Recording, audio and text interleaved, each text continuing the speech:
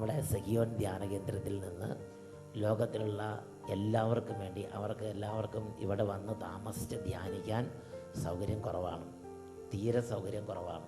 അപ്പം അതുകൊണ്ട് ലക്ഷക്കണക്കിന് ആളുകൾ ഇവിടെ വന്ന് പ്രാർത്ഥിക്കാനും ധ്യാനിക്കാനും ആഗ്രഹിക്കുന്നുണ്ട്.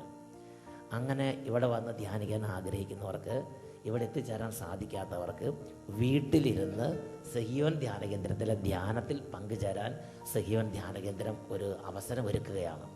ആ ധ്യാന പരമ്പരയുടെ പേരാണ് ഉണർവിൻ കൊടുങ്കാറ്റ്. അഭിഷേകാഗ്നി ധ്യാനം എന്നതുപോലെ ഇത് മറ്റൊരു വിധത്തിലുള്ള ധ്യാനമാണ്. ഹല്ലേലൂയ. സന്തോഷത്തോടെ ഉറക്കെ പറയാം, ഹല്ലേലൂയ, ഹല്ലേലൂയ. അപ്പോൾ ആദ്യം തന്നെ ഉണർവിൻ കൊടുങ്കാറ്റ് എന്ന ധ്യാന പരമ്പരയിലേക്ക് നിങ്ങൾക്കും സ്വാഗതം ആശംസിക്കുകയാണ്. Price the Lord. നമ്മളെയും ഇതിൽ പങ്കാളിയാക്കിയതിനോർത്ത് ദൈവത്തിന് നന്ദി പറഞ്ഞ് രണ്ട് കരങ്ങൾ ഉയർത്തി നമുക്ക് ദൈവത്തെ ഒന്ന് മഹത്വപ്പെടുത്താം. Hallelujah, hallelujah, hallelujah. യേശുവേ ആരാധന, യേശുവേ ആരാധന. Hallelujah, hallelujah, hallelujah. യേശുവേ ആരാധന, യേശുവേ ആരാധന. Hallelujah, hallelujah, hallelujah, hallelujah. യേശുവേ, യേശുവേ, യേശുവേ, യേശുവേ. Hallelujah, hallelujah, hallelujah. യേശുവേ ആരാധന, ആരാധന, ആരാധന. യേശുവേ ആരാധന, ആരാധന. അത്ഭുതകരമായ അഭിഷേകം അവിടുന്ന് ചൊരിയണമേ. പരിശുദ്ധാത്മാവിനെ അവിടുന്ന് വർഷിക്കണമേ. കൃപകളും വരങ്ങളും ദാനങ്ങളും ഈ ശുശ്രൂഷയിൽ പങ്കുചേരുന്ന ഓരോ മകനും മകൾക്കും പ്രദാനം ചെയ്യണമേ. Hallelujah, hallelujah, hallelujah. യേശുവേ ആരാധന, ആരാധന, ആരാധന. ഹല്ലേലൂയ. എൻ്റെ വീട്ടിലെന്നും നല്ല ആരോഗ്യം ഉണ്ടാകണം. എൻ്റെ വീട്ടിലെന്നും നല്ല സമാധാനം ഉണ്ടാകണം. എൻ്റെ ജീവിതത്തിൽ എന്നും നല്ല പരിശുദ്ധാത്മ നിറവുണ്ടാകണം. കുടുംബത്തിൽ എന്നും പ്രാർത്ഥനയുണ്ടാകണം. അങ്ങനെ ആത്മീയതയും സമൃദ്ധിയും ഐശ്വര്യവും സമാധാനവും എല്ലാം കുടുംബത്തിൽ നിറഞ്ഞു തുളുമ്പി നിൽക്കാൻ ദൈവം സ്വർഗീയമായൊരു വഴി നമുക്ക് കാണിച്ചു തരുന്നുണ്ട്. അതാണ് ജെറമ്യ പ്രവാചകന്റെ പുസ്തകം 29-ാം അധ്യായം 6-ാം തിരുലിഖിതം. വിവാഹം കഴിച്ച് സന്താനങ്ങൾക്ക് ജന്മം നൽകുവിൻ. ഇതാണ് ദൈവത്തിന് ഒന്നാമത്തെ നിർദ്ദേശം. അപ്പോൾ കല്യാണം കഴിക്കാത്തവർ, കല്യാണപ്രായമായിട്ടുള്ളവരുണ്ടെങ്കിൽ അവർ വേഗം പോയി എന്ത് ചെയ്യണം? ദയവ് ചെയ്ത് വേഗം പോയി കല്യാണം കഴിക്കുക. വൈദികരുടെയും സിസ്റ്റേഴ്സിൻ്റെയും കാര്യമല്ല ഈ പറയുന്നത്. അവർ ദൈവവിളി സ്വീകരിച്ചവരാണ്. ദൈവവിളി സ്വീകരിച്ചവർ കുടുംബജീവിതത്തേക്കാൾ ഉയർന്ന വലിയൊരു കുടുംബത്തിൻ്റെ ഉത്തരവാദിത്വം ഏൽപ്പിച്ച് ദൈവം സ്വന്തമായി വിളിച്ചിരിക്കുകയാണ്. Praise the lord. Hallelujah, hallelujah. അപ്പോൾ 3 തരത്തിലുള്ള ജീവിതാന്തസ്സുകളെ കുറിച്ച് ഒന്ന് ദൈവവിളിയുള്ള ജീവിതം എന്ന് പറഞ്ഞാൽ സമർപ്പിത ജീവിതത്തിലേക്കുള്ള വിളി. 2 കുടുംബജീവിതം. 3 സിംഗിളായി ജീവിക്കുന്ന അപൂർവം ചില ആളുകളുടെ വിളിയുണ്ട്, സിംഗിൾ ലൈഫിലേക്കുള്ള വിളി. ഇപ്പം നമ്മൾ പ്രധാനമായിട്ട് ചിന്തിക്കുന്നത് വിവാഹം കഴിക്കുന്ന ആളുകളെ കുറിച്ചുള്ള, വിവാഹം കഴിക്കാനുള്ളവരുടെ വിളിയെക്കുറിച്ചാണ് ഇപ്പം നമ്മൾ ചിന്തിക്കുന്നത്. സാധാരണ ഒരു ആളുടെ വിളി ദൈവം പറയുകയാണ്, നിങ്ങൾ വേഗം പോയി കല്യാണം കഴിക്കുവിൻ. ഈ വചനം കേട്ടപ്പോൾ ഞാൻ അത്ഭുതപൂർവ്വം ചിന്തിച്ച്, ഈ കല്യാണം കഴിക്കേണ്ട കാര്യം ഒരു കൽപ്പനയായി കൊടുക്കേണ്ട ആവശ്യമുണ്ടോ? അല്ലാതെ തന്നെ ഇവിടെ പലരെയും കൺട്രോൾ ചെയ്യാൻ പറ്റാതെ വിഷമിച്ചുകൊണ്ടിരിക്കുകയാണ്. അപ്പോൾ വീണ്ടും നിങ്ങൾ കല്യാണം കഴിക്കുന്ന ഇങ്ങനെ ബൈബിളിൽ പറയേണ്ട കാര്യമുണ്ടോ? അതും സർവശക്തനായ ദൈവം ഈ പ്രപഞ്ചം മുഴുവനെയും സൃഷ്ടിച്ച് സകല കാര്യങ്ങൾക്കും ജീവനും ജീവിതവും നൽകി പരിപാലിച്ചുകൊണ്ടിരിക്കുന്ന മഹാശക്തനായ ദൈവം അന്ന് ഈ നിസ്സാര കാര്യം പോലെ കൽപ്പിക്കും. ഒരു കൽപ്പനയാണിത്, നിങ്ങൾ പോയി കല്യാണം കഴിക്കുവിൻ. ഞാൻ ചിന്തിച്ച് ഇത്ര ഒരു സ്ഥലം ബൈബിളിൽ കളയേണ്ട കാര്യം, അത് തന്നെ പോയി കഴിച്ചോളും കുറച്ച് കഴിയും. അപ്പം അതുകൊണ്ട് ഇങ്ങനെ ഇത് നിർദ്ദേശം കൊടുക്കേണ്ട കാര്യം ഉണ്ടായിരുന്നോ എന്ന് എനിക്കൊരു ചിന്ത വന്നിട്ടുണ്ട്, പ്രിയപ്പെട്ട സഹോദരങ്ങളെ. എന്നാൽ ഈ അടുത്ത കാലത്ത് പല രാജ്യങ്ങളിലും പല ദേശങ്ങളിലും ഉള്ള സംഭവങ്ങൾ കണ്ടപ്പോൾ എനിക്കൊരു കാര്യം മനസ്സിലായി. ഈ കാലഘട്ടം ഉണ്ടാകും ദൈവത്തിന് നേരത്തെ അറിയാമായിരുന്നു. അതുകൊണ്ട് ദൈവം ഒരു കൽപ്പന തരാൻ തന്നെ നിർബന്ധിതനായി. അനേക രാജ്യങ്ങളിൽ ഇന്ന് ആളുകൾ കല്യാണം കഴിക്കണില്ല. അവർ 5 വർഷം 10 വർഷമൊക്കെ ഒരാളുടെ 2 വർഷം 3 വർഷമൊക്കെ ഒരാളുടെ കൂടെ താമസിക്കുക, വിട്ടുപോവുക. പിന്നെ ഒരു 2-3 വർഷം വേറെ ആളുടെ താമസിക്കുക, വിട്ടുപോവുക. വീണ്ടും 2-3 വർഷം ഇങ്ങനെ ഈ കാളയും പോത്തൊക്കെ ജീവിക്കണില്ലേ, ഏതാണ്ട് അതുപോലെ തന്നെ കാണുന്നവരുടെ കൂടെ കൂടുക, ജീവിക്കുക, പോവുക. അതിൽ കുട്ടികളുണ്ടാവും, ഉണ്ടാകാതിരിക്കുക, അത് വേറെ കാര്യം. കല്യാണം ഇല്ല. ഇനി കല്യാണം വേണമെങ്കിൽ 60-70 വയസ്സാകുമ്പോൾ മക്കളുടെ മക്കളെല്ലാമായിട്ട് വന്നിട്ട് പള്ളി വെച്ച്, അപ്പോൾ മക്കൾ തിരിയൊക്കെ പിടിച്ച് എല്ലാ കാര്യത്തിനും മക്കൾ തന്നെ ഹെൽപ്പ് ചെയ്തോളും കല്യാണത്തിൻ്റെ കാര്യത്തിൽ. അങ്ങനത്തെ ഒരു രീതി ഒരുപാട് രാജ്യങ്ങളിൽ കാണുകയാണ്. ഹല്ലേലൂയ. അതുകൊണ്ട് ഇതൊക്കെ വരുമെന്ന്, ലോകത്തിൽ ഇതൊക്കെ വരുമെന്ന് മുൻകൂട്ടി അറിഞ്ഞ സർവശക്തനായ ദൈവം ഒരു കൽപ്പന, മെനയും ചിട്ടയുള്ള നല്ല ജീവിതം നയിക്കുന്ന ആളുകൾക്ക് കൽപ്പന കർത്താവ് കൊടുക്കുകയാണ്. നിങ്ങൾ സമയത്തും കാലത്തും നേരത്തെ കൂട്ടി കല്യാണം കഴിക്കണം. ഇതാണ് ഒന്നാമത്തെ നിങ്ങൾ കല്യാണം കഴിക്കുവിൻ. കല്യാണം കഴിച്ചാൽ മാത്രം പോരാ. കല്യാണം കഴിച്ചങ്ങനെ സുള്ളി അടിച്ചിങ്ങനെ നടന്നാൽ പോരാ. എന്ത് ചെയ്യണം? നിങ്ങൾ കല്യാണം കഴിച്ച് സന്താനങ്ങൾക്ക് ജന്മം നൽകുവിൻ. കല്യാണം കഴിച്ച് നമുക്ക് 5 വർഷം കഴിഞ്ഞ് കടബാധ്യത വീട്ടിയിട്ട് മതി മക്കൾ എന്ന് ചിന്തിക്കുക. കല്യാണം കഴിച്ച പിന്നെ ഏറ്റവും മുഖ്യമായ ചിന്ത എത്രയും പെട്ടെന്ന് ധാരാളം മക്കൾ ഉണ്ടാകണം എന്നതിനെ കുറിച്ചാണ്. എങ്ങനെ ഒരു 10-25 മക്കളെ ദൈവം എന്തായിരുന്നു സ്വീകരിക്കണം എന്നുള്ളതായിരിക്കണം കല്യാണം കഴിച്ചാൽ പിന്നെ മുഖ്യ ചിന്ത. വീട് വെച്ചിട്ട് മക്കൾ മതി, ജോലി കിട്ടിയിട്ട് മതി, അല്ലെങ്കിൽ ഓസ്ട്രേലിയയിൽ പോയിട്ട് മതി, ഇങ്ങനെയൊന്നും ചിന്തിക്കാൻ ദൈവം നമുക്ക് അനുവാദം തന്നിട്ടില്ല. ഇത് ആര് പറഞ്ഞിട്ട് നിങ്ങൾ ഇങ്ങനെ ചിന്തിച്ചത്? പ്രിയപ്പെട്ട സഹോദരങ്ങളെ, ദൈവവചന വിപരീതമായ ചിന്തയാണത്. ജോലിയും വീടും അതൊക്കെ കടം വീട്ടലതൊക്കെ ദൈവത്തിൻ്റെ ക്രമീകരണത്തിൽ ദൈവം നടത്തിക്കോളും. നമ്മുടെ ഡ്യൂട്ടി ദൈവം തരുന്ന മക്കളെ എത്രയും പെട്ടെന്ന് മേടിച്ചെടുക്കുക എന്നുള്ളതാണ്. ഹല്ലേലൂയ.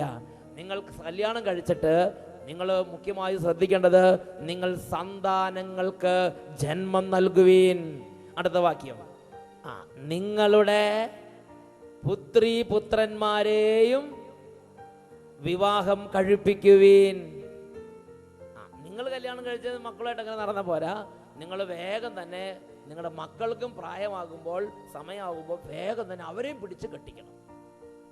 വീട്ടിലെ കടബാധ്യതയൊക്കെ വീടിയിട്ട് മക്കളുടെ കല്യാണം നടത്താം എന്ന് ചിന്തിക്കരുത്. പഠിപ്പിച്ച് നമ്മൾ നേഴ്സാക്കി അല്ലെങ്കിൽ ഡോക്ടറാക്കി അങ്ങനെ UK വിട്ടു അല്ലെങ്കിൽ ഓസ്ട്രേലിയയിൽ വിട്ടു, കുറച്ച് കടബാധ്യതയുണ്ട്, അതൊക്കെ വീട്ടിൽ കഴിഞ്ഞിട്ട് ഇനി കല്യാണം ആലോചിക്കാം, അങ്ങനെ ചിന്തിക്കാൻ പാടില്ല. സമയമാകുമ്പോൾ നിങ്ങൾ വേഗം മക്കളെ പിടിച്ച് കെട്ടിക്കണം. ഹല്ലേലൂയ. നിങ്ങളുടെ മക്കളെയും വേഗം പിടിച്ച് കെട്ടിക്കുവിൻ. ഇതൊരു കൽപ്പനയാണ്.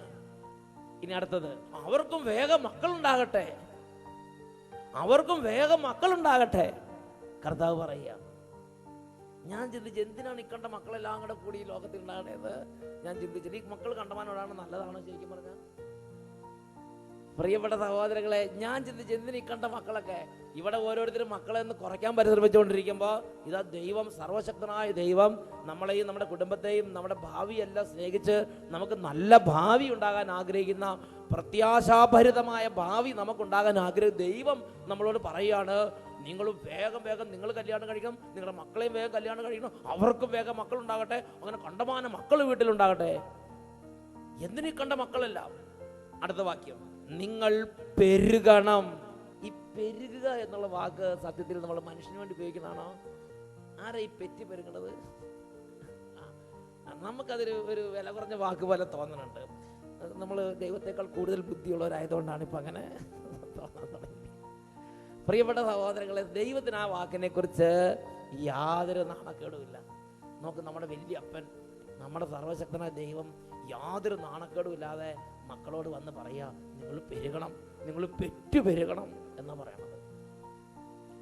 ഇപ്പം നിങ്ങളുടെ അപ്പൻ നമ്മളോട്, ഞാൻ ചിന്തിക്കുന്ന കാര്യം ഇങ്ങനെയാണ്, നമ്മുടെ വീട്ടിലെ അപ്പൻ അമ്മ പോലും ഈ കാര്യത്തിൽ ഇടപെടാറില്ല.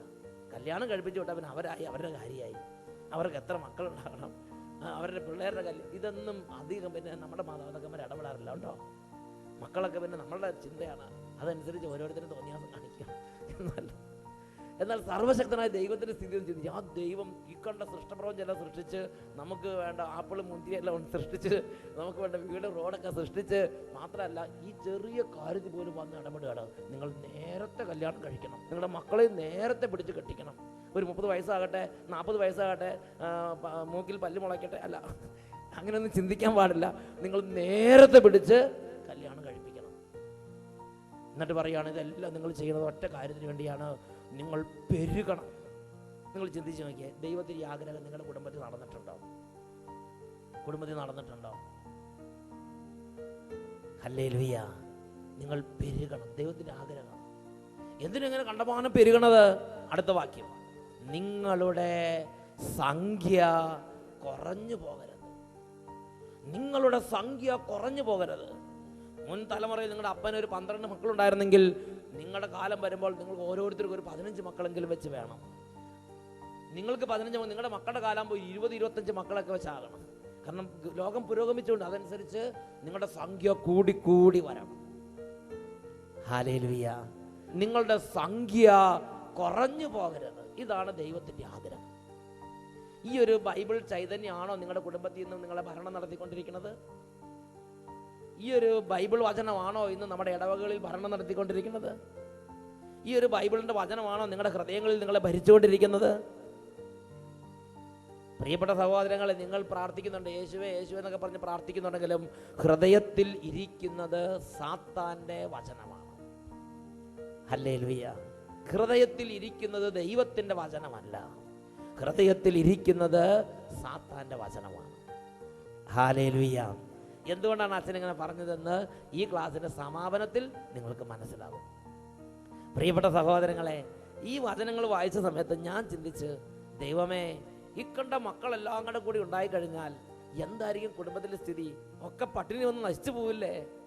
എൻ്റെ ഒരു വലിയ ഉത്കണ്ഠയായിരുന്നത്. ഹല്ലേലൂയ.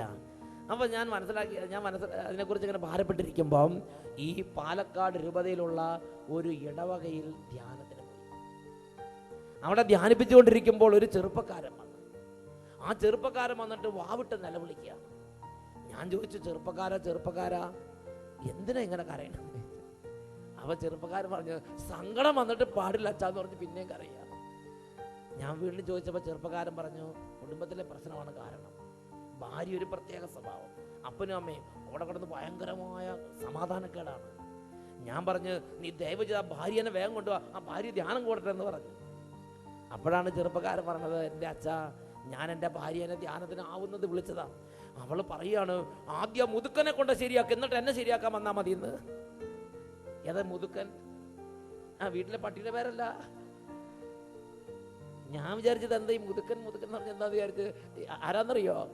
നമ്മുടെ ഭർത്താവിൻ്റെ അപ്പനെയാണ് വിളിച്ചത്. ഓമന പേരാണത്, മുതുക്കൻ. ഞാൻ പറഞ്ഞു, ദൈവമേ, അത്രയും ബഹുമാന്യനായ ഒരു ദേഹത്തെ മുതുക്കാന്ന് വിളിക്കുകയാണെങ്കിൽ ആ ഭാര്യനെ ഈ ധ്യാനത്തിന് കൊണ്ടുവരണ്ട. കാരണം നമ്മളെ എന്താ വിളിക്കാന്ന് ഞാൻ പറഞ്ഞു, അതിനെ ഈ ധ്യാനത്തിന് കൊണ്ടുവരണ്ട, അതിന് നല്ല ശക്തിയുള്ള ധ്യാനമുള്ള ഏതെങ്കിലും ഒരു ധ്യാനത്തിന് കൊണ്ടുപോകാൻ പറഞ്ഞു. എന്താ പെണ്ണുങ്ങൾക്ക് അങ്ങനെ വിളിക്കുമോ? എന്നാൽ ഒരു സ്ത്രീ അങ്ങനെ വിളിച്ചു. പ്രിയപ്പെട്ട സഹോദരങ്ങളെ, അപ്പോൾ ആ ചെറുപ്പക്കാരനോട് പറഞ്ഞു, ചെറുപ്പക്കാരാ, അങ്ങനെയാണെങ്കിൽ ആ പെണ്ണിനെ ഞാൻ ധ്യാനത്തിന് നീ നിന്റെ അപ്പനും അമ്മേനും കൊണ്ടുപോകാം, നമുക്ക് അവരെ ശരിയാക്കിയെടുക്കാം. ഉടനെ ചെറുപ്പക്കാരൻ പറഞ്ഞു, എൻ്റെ അപ്പനും അമ്മയും ഇതിനോടകം തന്നെ ഒരു 100 ധ്യാനം കൂടിക്കഴിഞ്ഞ്, ഇനിയും വേണമെങ്കിൽ ഒരു 100 ധ്യാനം കൂടാൻ അവർ റെഡിയാണ്. അവർക്കൊരൊറ്റ ആഗ്രഹം മാത്രമേ ഉള്ളൂ, ഞങ്ങൾ സമാധാനത്തിൽ ജീവിക്കണം. ഇതാണ് അവരുടെ ആഗ്രഹം. ഒരു നല്ല അപ്പൻ, ഒരു നല്ല അമ്മ. ഞാൻ പറഞ്ഞു, 100 ധ്യാനം കൂടിയവരൊക്കെ ആണെങ്കിൽ ഇനിയിപ്പോൾ ഉടനെ ധ്യാനം കൂട്ടണ്ട. കാരണം ഇപ്പോൾ ഓൾറെഡി അവർ ഒരുപാട് ധ്യാനം കൂടിക്കഴിഞ്ഞവരാണ്. അപ്പോൾ അത് നല്ലവരാണ്. ഞാൻ മനസ്സിലാക്കി, ആ അപ്പനും അമ്മയും നല്ല തങ്കപ്പെട്ട അപ്പനും അമ്മയാണ്. അതുകൊണ്ടാണ് ഈ മക്കൾക്ക് വേണ്ടി എത്ര ഭൂമിയോളം താഴെ റെഡിയാണ്. ഞാൻ ചോദിച്ചു, നിന്റെ കുടുംബത്തിൽ സത്യമായ നിന്റെ പ്രശ്നം എന്താ? അപ്പോൾ പറഞ്ഞു, ഭാര്യ ഒരു സ്ഥലത്ത് കഞ്ഞി വെക്കും, പ്രശ്നം മുറുകിയിട്ട് ഗുലുമാലായി. അപ്പോൾ വീടിൻ്റെ അടുക്കളയുടെ ഒരു മൂലയിൽ ഭാര്യ കഞ്ഞി വെക്കും, ഇപ്പുറത്തെ മൂലയിൽ അമ്മ കഞ്ഞി വെക്കും. പാത്രങ്ങളൊക്കെ രണ്ടാണ്. എന്നിട്ട് കഞ്ഞി കുടിക്കാൻ സമയമാകുമ്പോൾ ഭാര്യ പറയും, ചേട്ടാ വാ കഞ്ഞി കുടിക്കാം. അമ്മ വിളിക്കും, മോനെ വാ. ഇവൻ ചോദിക്കും, ഞാൻ എവിടെ നിന്നൊക്കെ കഞ്ഞി കുടിക്കും? വീട്ടിൽ ഭയങ്കര ബഹളം, തമ്മിൽ ഭയങ്കര കുടുംബം ഒരു നരകമാണെങ്കിൽ സാരമില്ലായിരുന്നു, അതിനേക്കാൾ അതപതിച്ചു പോയി. ഈ ചെറുപ്പക്കാരൻ പറഞ്ഞു, ഞാൻ ഇതിൻ്റെ ഇടയിൽ നരകിക്കുക, നീറി ഇല്ലാതെ അപ്പനെ ഉപേക്ഷിക്കാൻ പറ്റുമോ? അമ്മേനെ ഉപേക്ഷിക്കാൻ പറ്റുമോ? ഭാര്യനെ ഉപേക്ഷിക്കാൻ പറ്റുമോ? ഉടനെ ഞാൻ ചെറുപ്പക്കാരനോട് പറഞ്ഞു, ചെറുപ്പക്കാരാ, ഞാൻ നല്ലൊരു വഴി പറഞ്ഞുതരാം, നിനക്ക് സമാധാനം ഉണ്ടാകാൻ പറ്റിയ നല്ലൊരു വഴി ഞാൻ പറഞ്ഞുതരാം. നീ ഒരു കാര്യം ചെയ്യ്, നീ ഒരു വാടക വീടെടുത്ത് നീയും നിന്റെ ഭാര്യ വാടക വീട്ടിലേക്ക് മാറുക, തൊട്ടടുത്ത്. അപ്പനും അമ്മയും തറവാട്ടിൽ താമസിക്കട്ടെ, നീ വന്ന് അത്യാവശ്യ കാര്യങ്ങളൊക്കെ പിന്നെ വേണ്ടി വന്ന് ചെയ്തു കൊടുത്താൽ മതി. ഉടനെ ചെറുപ്പക്കാരൻ നേരം നോക്കി. ചെറുപ്പക്കാരൻ പറഞ്ഞു, അച്ഛാ, എന്നെ ഇത്രയും വളർത്തി വലുതാക്കി, എന്നെ ഇത്ര ആക്കി കഴിഞ്ഞപ്പം അവരുടെ വാർദ്ധക്യത്തിൽ അവരെ ഒറ്റയ്ക്കൊരു വീട്ടിലിട്ടിട്ട് ഞാനും ഭാര്യയും കൂടെ എങ്ങനെ ഒറ്റയ്ക്ക് പോയി താമസിക്കുക അച്ഛാ? മനസാക്ഷിയുള്ളവർക്ക് പറ്റുമോ അച്ഛാ എന്ന് ചോദിച്ചു. ഞാൻ പറഞ്ഞു, എന്നാ പിന്നെ നീ പോകണ്ട, നീ അവിടെ തന്നെ താമസിക്കണം പറഞ്ഞു. ഞാൻ വീണ്ടും ആലോചിച്ചു, എനിക്ക് അവനെ സഹായിക്കണമെന്ന് ഭയങ്കര ആഗ്രഹം. ഞാൻ വീണ്ടും ആലോചിച്ചു, ദൈവമേ, ഇവൻ എന്തൊരു വഴി. ഉടനെ എനിക്ക് നല്ലൊരു ആശയം കിട്ടി. ഞാൻ പറഞ്ഞു, ചെറുപ്പക്കാരാ, ഞാൻ നിനക്ക് നല്ലൊരു വഴി പറഞ്ഞു തരാം. നീ ഒരു കാര്യം ചെയ്യും, നിന്റെ അപ്പനും അമ്മയും മരിക്കുന്നത് വരെ നിന്റെ ഭാര്യനെ കൊണ്ട് ഭാര്യ വീട്ടിൽ നിർത്തുക. എന്നിട്ട് അപ്പനും അമ്മയും മരിച്ചിട്ട് അവളെ ഇങ്ങോട്ട് കൊണ്ടുവന്നാൽ മതി.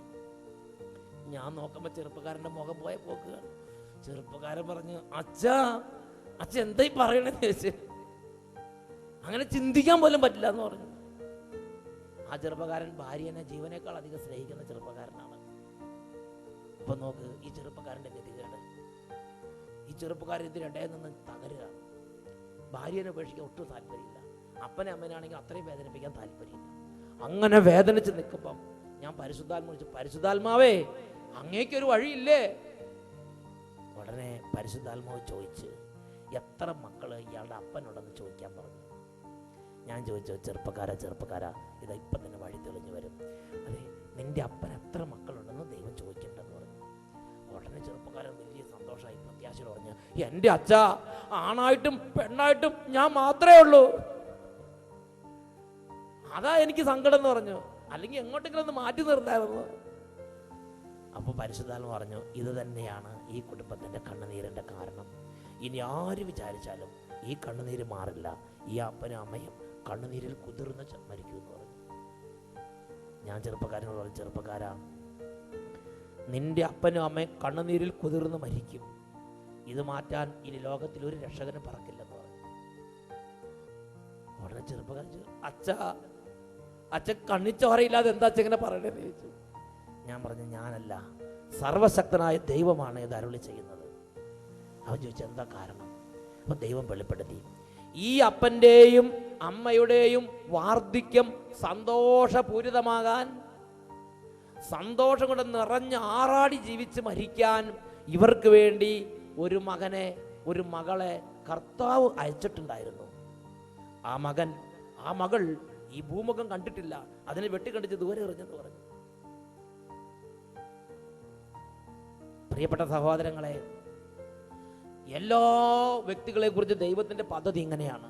അവർക്ക് നല്ല സന്തോഷം ഉണ്ടാകും, നല്ല സമാധാനം ഉണ്ടാകും. അവരുടെ വാർദ്ധക്യമൊക്കെ നല്ല സന്തോഷപൂരിതമായി, നല്ല സെലിബ്രേഷൻ പോലെ സന്തോഷിച്ച് അവർ ഈ ലോകം വിട്ടു പോകണം.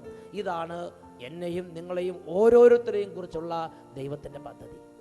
നമ്മുടെ വാർദ്ധക്യം സന്തോഷപൂരിതമാക്കാൻ വേണ്ടി ദൈവം നമ്മുടെ ജീവിതത്തിലേക്ക് ഒരു മകനെ, ഒരു മകളെ അയച്ചിട്ടുണ്ട്. ഹല്ലേലൂയ. വീട്ടിലേക്ക് അയച്ചിരിക്കുന്ന എല്ലാ മക്കളുടെ ഉത്തരവാദിത്വം കാരണവന്മാരുടെ വാർദ്ധക്യം സന്തോഷപൂരിതമാക്കുക എന്നുള്ളതല്ല. ഞാൻ പെട്ടെന്ന് എൻ്റെ വീട്ടിലെ ഓർത്ത് പോയി. ഞാൻ വേഗം ഇത് കിട്ടി പറഞ്ഞാൽ ഞാൻ അപ്പം തന്നെ എൻ്റെ വീട്ടിൽ ഞാൻ ഒന്ന് ത്വരണം ചെയ്തു. അപ്പോൾ എൻ്റെ വീട്ടിൽ ഞങ്ങൾ 7 മക്കളാണ്. 7 മക്കളിൽ ഞാൻ 6ാമത്തെ ആളാണ്. ഞാൻ ചിന്തിച്ച്, എൻ്റെ അപ്പനും അമ്മയും എൻ്റെ മൂത്ത ചേട്ടൻ അപ്പൻ്റെ അമ്മയുടെ ആദ്യത്തെ മോൻ പറഞ്ഞപ്പം ചിന്തിക്കുകയാണ്, നമ്മൾ 2 നമുക്കൊന്ന് എന്ന് പറഞ്ഞ് അവർ പ്രസവം നിർത്തിയെന്ന് വിചാരിക്കുക. ഇപ്പോൾ എന്തായിരിക്കും എൻ്റെ അപ്പൻ്റെ അമ്മയുടെ വാർദ്ധക്യം എന്ന് ഞാൻ ഒന്ന് ഭാവന കണ്ടു നോക്കി. പ്രിയപ്പെട്ട സഹോദരങ്ങളെ, 7 പണ്ട് എൻ്റെ അപ്പൻ്റെ അമ്മയുടെ ഒപ്പീസ് പാടി കഴിയേണ്ട കാലം കഴിഞ്ഞിട്ടുണ്ടാവും അവരുടെ കൂട്ടത്തിലായിരുന്നെങ്കിൽ എന്ന് പറഞ്ഞാൽ. എൻ്റെ മൂത്ത ചേട്ടൻ തോന്നിയാസിയാണെന്ന് ഞാൻ വിചാരിക്കുന്നില്ല.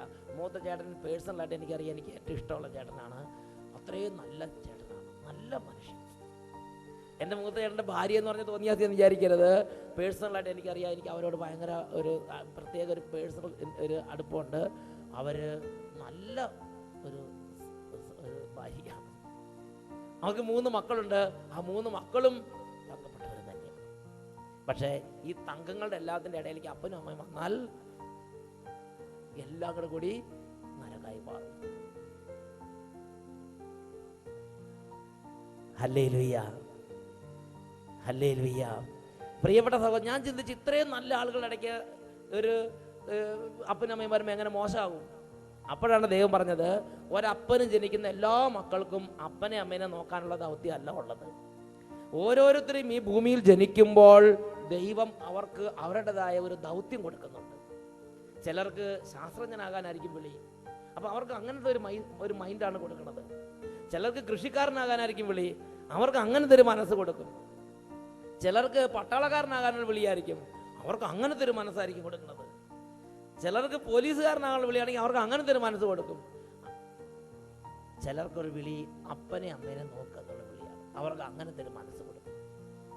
Hallelujah, hallelujah. ഞാൻ ഓർത്ത് എൻ്റെ മറ്റ് കൂടപ്പിറപ്പുകളൊക്കെ ഞാൻ ഓർത്ത് നോക്കി, ആരുടെ കൂടെ താമസം. ഇപ്പം എൻ്റെ കൂടെ തന്നെ താമസം. ഞാൻ 6ാമത്തെ പുത്രനാണ്. 6ാമത്തെ പുത്രൻ ജനിച്ചപ്പോൾ അപ്പനമ്മ വിചാരിക്കുകയാണ്, 6 ഉണ്ടല്ലോ, ഇത്രയും മതി, നിനക്ക് നോക്കാൻ ആരെയും കൊണ്ട് പറ്റും, 6 ഉണ്ടല്ലോ, ഇത്രയും മതി എന്ന് വിചാരിച്ച് നിർത്തിയെന്ന് വിചാരിക്കുക. എൻ്റെ 6ാമത്തെ പുത്രൻ എന്നെ ശരിക്കും നോക്കും എന്ന് വിചാരിച്ച് നിർത്തിയെന്ന് വിചാരിക്കുക. എൻ്റെ കൂട്ടത്തിൽ എൻ്റെ അപ്പനമ്മയും താമസിക്കുകയാണെങ്കിൽ അവരുടെ ഇപ്പോഴത്തെ സ്ഥിതി എന്താണെന്ന് ഞാൻ ഭാവന കണ്ടിട്ടുണ്ട്. അവർ വെള്ളവും കഞ്ഞിയും കിട്ടിയിട്ട് മരിക്കുമെന്ന് ഞാൻ വിചാരിക്കുന്നില്ല. എന്താ കാരണം? ദൈവം എന്നെ സൃഷ്ടിച്ചപ്പോൾ ദൈവം എനിക്കൊരു വിളി തന്നിട്ടുണ്ട്. അതിന് പറ്റിയൊരു മനസ്സാണ് ദൈവം എനിക്ക് തന്നിരിക്കുന്നത്. എൻ്റെ വിളി എന്താ? എൻ്റെ വിളി ദൈവവിചാരം. Praise the lord. ദൈവവിചാരമാണ് എൻ്റെ വിളി. അപ്പം ഞാൻ ദൈവം വിചാരിച്ചിങ്ങനെ ഇരിക്കുകയാണ്. ആ സമയത്ത് കൂടത്തിലുള്ളവർ ഭക്ഷണം കഴിച്ചോ, അവർക്ക് വണ്ടിക്കൂലി കൊടുത്തോ, അവർക്ക് മരുന്ന് വാങ്ങി, ഇതൊന്നും നോക്കാനുള്ള സമയം എനിക്ക് കിട്ടുന്നില്ല. ഒരു കാര്യം കണ്ടാൽ പിന്നെ അതിനെക്കുറിച്ച് ഇങ്ങനെ വിചാരിച്ച് ദൈവത്തിൻ്റെ അടുത്ത് ഇങ്ങനെ ഇരിക്കുക. Hallelujah, hallelujah. ചിലപ്പോൾ സ്വന്തം ഭക്ഷണത്തിൻ്റെ കാര്യം പോലും ചിന്തിക്കാൻ നേരം കിട്ടുന്നില്ല. അപ്പോൾ അങ്ങനെയുള്ള സമയത്ത് അപ്പനും അമ്മയുടെ കൂടെ ഉണ്ടെങ്കിൽ എന്തായിരിക്കും സ്ഥിതി? 5-6 ദിവസം മരുന്നൊക്കെ കൊടുക്കേണ്ട സമയമാണെങ്കിൽ 5-6 ദിവസം കഴിഞ്ഞാൽ മരുന്ന് കഴിക്കാൻ പറഞ്ഞിട്ടുണ്ടായിരുന്നല്ലോ, കഴിച്ചോ എന്ന് ചോദിച്ച് അപ്പോഴേക്കും ആൾ മരിച്ചിട്ടുണ്ടാവും. പ്രിയപ്പെട്ട സഹോദരങ്ങളെ, ദൈവം നൽകിയിട്ടുള്ള ദൗത്യത്തോട് കൂടെയാണ് ഓരോ മനുഷ്യരും ഈ ഭൂമിയിലേക്ക് വരുന്നത്. അങ്ങനെ ദൈവം നൽകിയിട്ടുള്ള ദൗത്യത്തിനനുസരിച്ച ഒരു മനസ്സാണ് ദൈവം അവർക്ക് നൽകിയിരിക്കുന്നത്. Price the Lord. എപ്പോഴും എനിക്ക് ദൈവവിളി ആയതുകൊണ്ട് യേശുവേ യേശുവേ യേശുവേ എന്ന് പറഞ്ഞ് അതിൽ മുഴുകിയിരിക്കുന്ന സമയമാണ്. ആ സമയത്ത് അപ്പൻ എവിടെ, അമ്മ എവിടെ, അതുങ്ങൾ ആശുപത്രി കൊണ്ടുപോയോ, ഇതൊന്നും നോക്കാൻ ആ സമയത്ത് മൈൻഡില്ല. ഹല്ലേലൂയ. ഉറക്കെ പറ ഹല്ലേലൂയ. പ്രിയപ്പെട്ട സഹോദരങ്ങളെ, ഇതാ 7ാമത്തെ പുത്രൻ. ഞാൻ ഒരു ദിവസം വീട്ടിൽ ചെന്നപ്പോൾ എൻ്റെ അപ്പനമ്മ ഇപ്പം നല്ല മരിച്ചിട്ടില്ല, അവരിപ്പോഴും ഉണ്ട്, നല്ല പ്രായമായിരിക്കുന്നവരാണ്. എനിക്ക് തന്നെ ഞാൻ മരിക്കാറായി. അപ്പം എൻ്റെ അപ്പൻ്റെ വയസ്സ് ഓർത്ത് നോക്ക്. അപ്പോൾ അങ്ങനെ നല്ല വാർദ്ധക്യത്തിൽ അവരിയ്ക്കുകയാണ്. അങ്ങനെ വാർദ്ധക്യത്തിൽ ഇരിക്കുന്ന അവരുടെ അടുത്ത് ഞാൻ ഒരു ദിവസം വീട്ടിൽ ചെന്ന സമയത്ത് 2 മണിക്കൂർ, അന്ന് ഹർത്താൽ എന്താ വന്നിട്ട് 2 മണിക്കൂർ ഞാൻ ബ്ലോക്കായി വീട്ടിൽ അകപ്പെട്ടു. ഞാൻ ചെന്ന സാധാരണ പെട്ടെന്ന് പോരും, അത് നിൽക്കില്ല. എന്നാൽ അന്ന് ബൈ ചാൻസ് കുറച്ച് സമയം അവിടെ നിൽക്കേണ്ടി വന്നു. ഞാനപ്പോൾ അവിടെ നിന്നു. ബസ് വന്നല്ലോ എനിക്ക് പോരാൻ പറ്റില്ല, അവിടെ നിന്നു. അങ്ങനെ നിൽക്കുന്ന സമയത്ത് ഞാൻ മുറിയിരുന്ന് ഇങ്ങനെ പ്രാർത്ഥിച്ച് എന്തൊക്കെ എഴുതിക്കൊണ്ടിരിക്കുകയാണ്. എനിക്ക് അവിടെ ചെന്നാലും എൻ്റെ ചിന്ത എങ്ങനെ അടുത്ത ഈ മദ്യപാനികളെ എങ്ങനെ രക്ഷപ്പെടുത്തിയെടുക്കാം, അടുത്ത ബോംബെ പട്ടണത്തെ ഭാവികൾക്ക് വേണ്ടി എന്താ ചെയ്യേണ്ടത്, ഇതാണ് നമ്മൾ ചിന്തിച്ചുകൊണ്ടിരിക്കുന്നത്.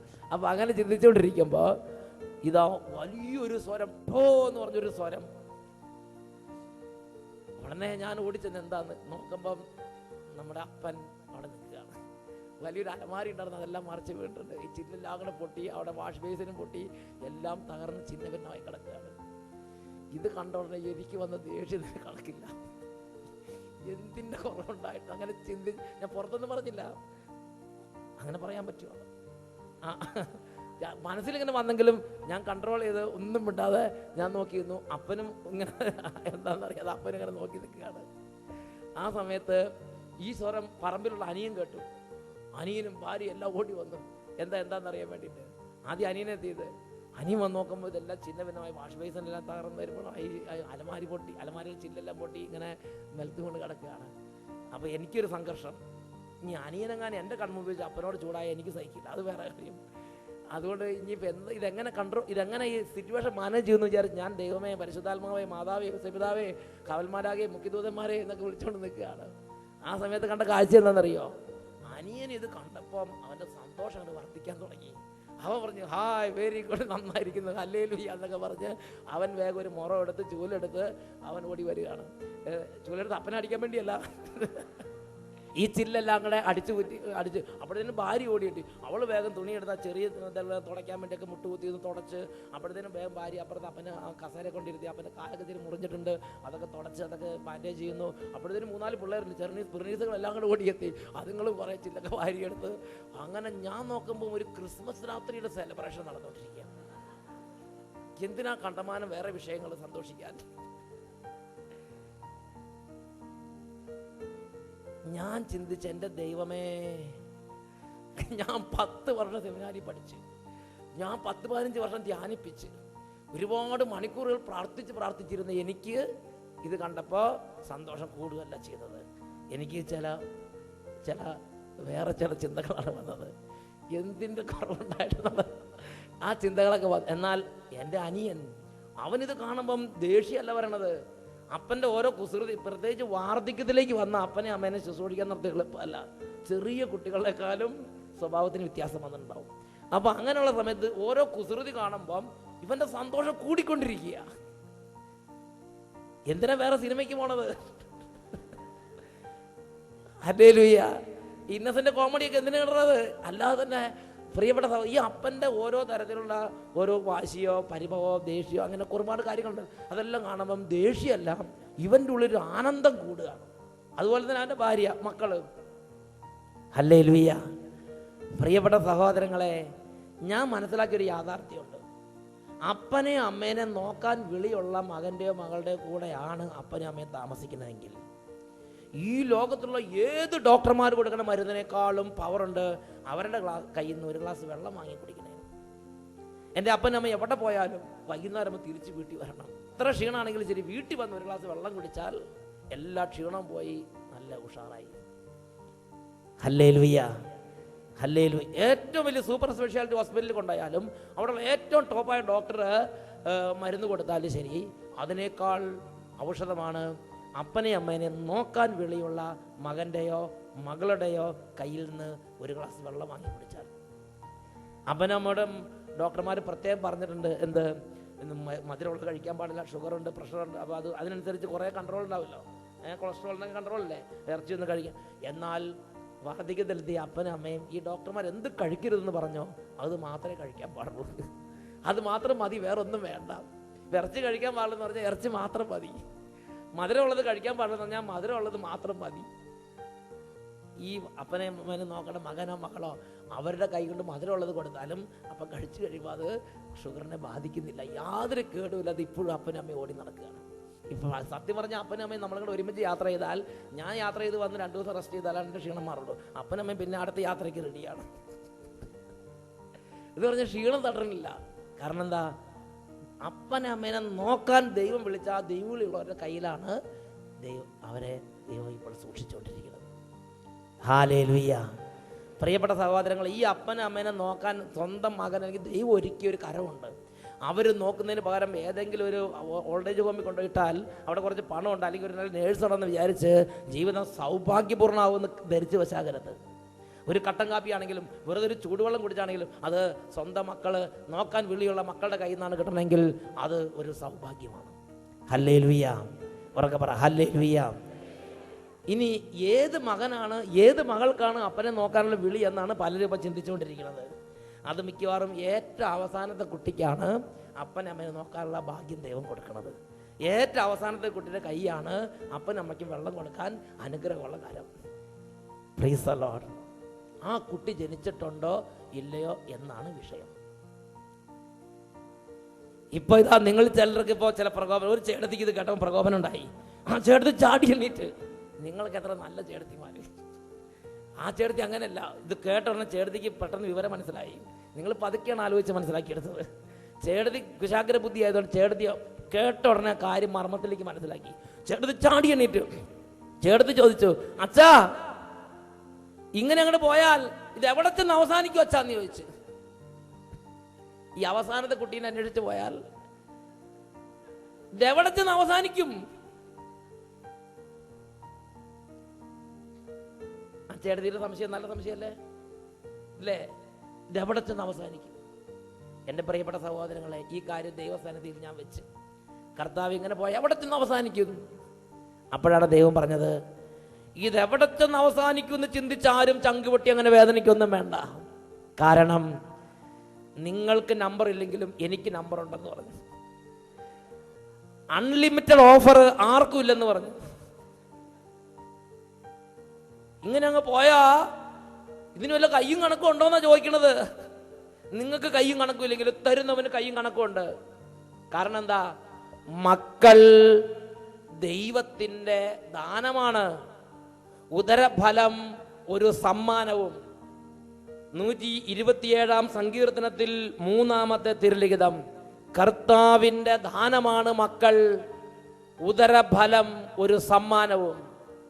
അപ്പോൾ 127 സങ്കീർത്തനം 3 വാക്യം പഠിപ്പിക്കുകയാണ്, മക്കൾ ദൈവത്തിൻ്റെ ദാനമാണ്, ഉദരഫലം ഒരു സമ്മാനമാണ്. നമുക്ക് നമ്പറിൽ കയ്യും കണക്കില്ലെങ്കിലും സമ്മാനം തരുന്നയാൾ നിശ്ചയിച്ചിട്ടുണ്ട് എത്ര സമ്മാനം കൊടുക്കണമെന്ന്. ഇപ്പോൾ ഒരു ഫംഗ്ഷൻ നടക്കാമെന്ന് വിചാരിക്കുക, സമ്മാന വിതരണം നടക്കാമെന്ന് വിചാരിക്കുക. നമ്മൾ സമ്മാനം മേടിക്കാൻ വേണ്ടി സ്റ്റേജിലേക്ക് കയറി ചെല്ലുമ്പോൾ സമ്മാനം വിതരണം ചെയ്യുന്ന ആൾ അവിടെ ഇരിക്കുന്ന എല്ലാ സമ്മാനവും എടുത്ത് നമുക്ക് തരുമോ?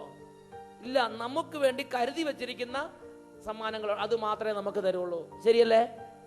എന്താ മിണ്ടാതിരിക്കുന്നത്? അതുപോലെ നമ്മുടെ കുടുംബത്തിലേക്ക് എത്ര മക്കളെ വേണം ദൈവം അനാദി മുതലേ നിശ്ചയിച്ച് വെച്ചിട്ടുണ്ട്. ചില കുടുംബത്തിൽ 8 മക്കളായിരിക്കും, ചില കുടുംബത്തിൽ 4 മക്കളായിരിക്കും, ചില കുടുംബത്തിൽ 2 മക്കളായിരിക്കും, ചില കുടുംബത്തിൽ ഒരാളായിരിക്കും, ചില കുടുംബത്തിൽ 12 മക്കളായിരിക്കും. അത് ദൈവമാണ് നിശ്ചയിക്കുന്നത്. ഈ കുടുംബത്തിന് എത്ര സമ്മാനം കൊടുക്കണം, ഈ ചേട്ടന് എത്ര സമ്മാനം കൊടുക്കണം, ഈ ചേട്ടത്തേക്ക് എത്ര സമ്മാനം കൊടുക്കണം, ഇത് നിശ്ചയിക്കുന്നത് നമ്മളല്ല, ദൈവമാണ്. അപ്പോൾ സമ്മാനം എനിക്ക് നിങ്ങൾക്ക് വേണ്ടി നിശ്ചയിച്ച ദൈവത്തിന് കയ്യും കണക്കും ഉണ്ട്. അവൻ കൃത്യമായും കണക്കാക്കി, കൃത്യമായി നമ്പർ ഇട്ട്, കൃത്യമായും പദ്ധതി ഒരുക്കി, എല്ലാം ക്രമീകരിച്ചിട്ടാണ് നമുക്കായി ഈ സമ്മാനങ്ങളെ ഏൽപ്പിച്ചു തരുന്നത്. അപ്പം അതുകൊണ്ട് ഇതിങ്ങനെ പോയാൽ എവിടെ ചെന്ന് അവസാനിക്കുന്നു വിചാരിച്ച് ആരും തള്ളപ്പെടുവെന്നും വേണ്ട. ദൈവത്തിന് എല്ലാ കാര്യത്തെക്കുറിച്ചും ഒരു ക്രമീകരണമുണ്ട്. Price the Lord.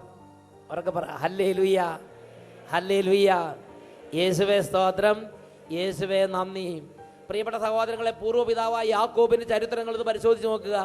യാക്കോബിന് കുറച്ച് ഭാര്യമാരുണ്ടായിരുന്നു. യാക്കോബിന്റെ ഭാര്യമാരിൽ ചിലർക്ക് മക്കളുണ്ടാവും, ചിലർക്ക് മക്കളുണ്ടാകുന്നില്ല. അങ്ങനത്തെ ഒരു അന്തരീക്ഷം ഉണ്ടായിരുന്നു.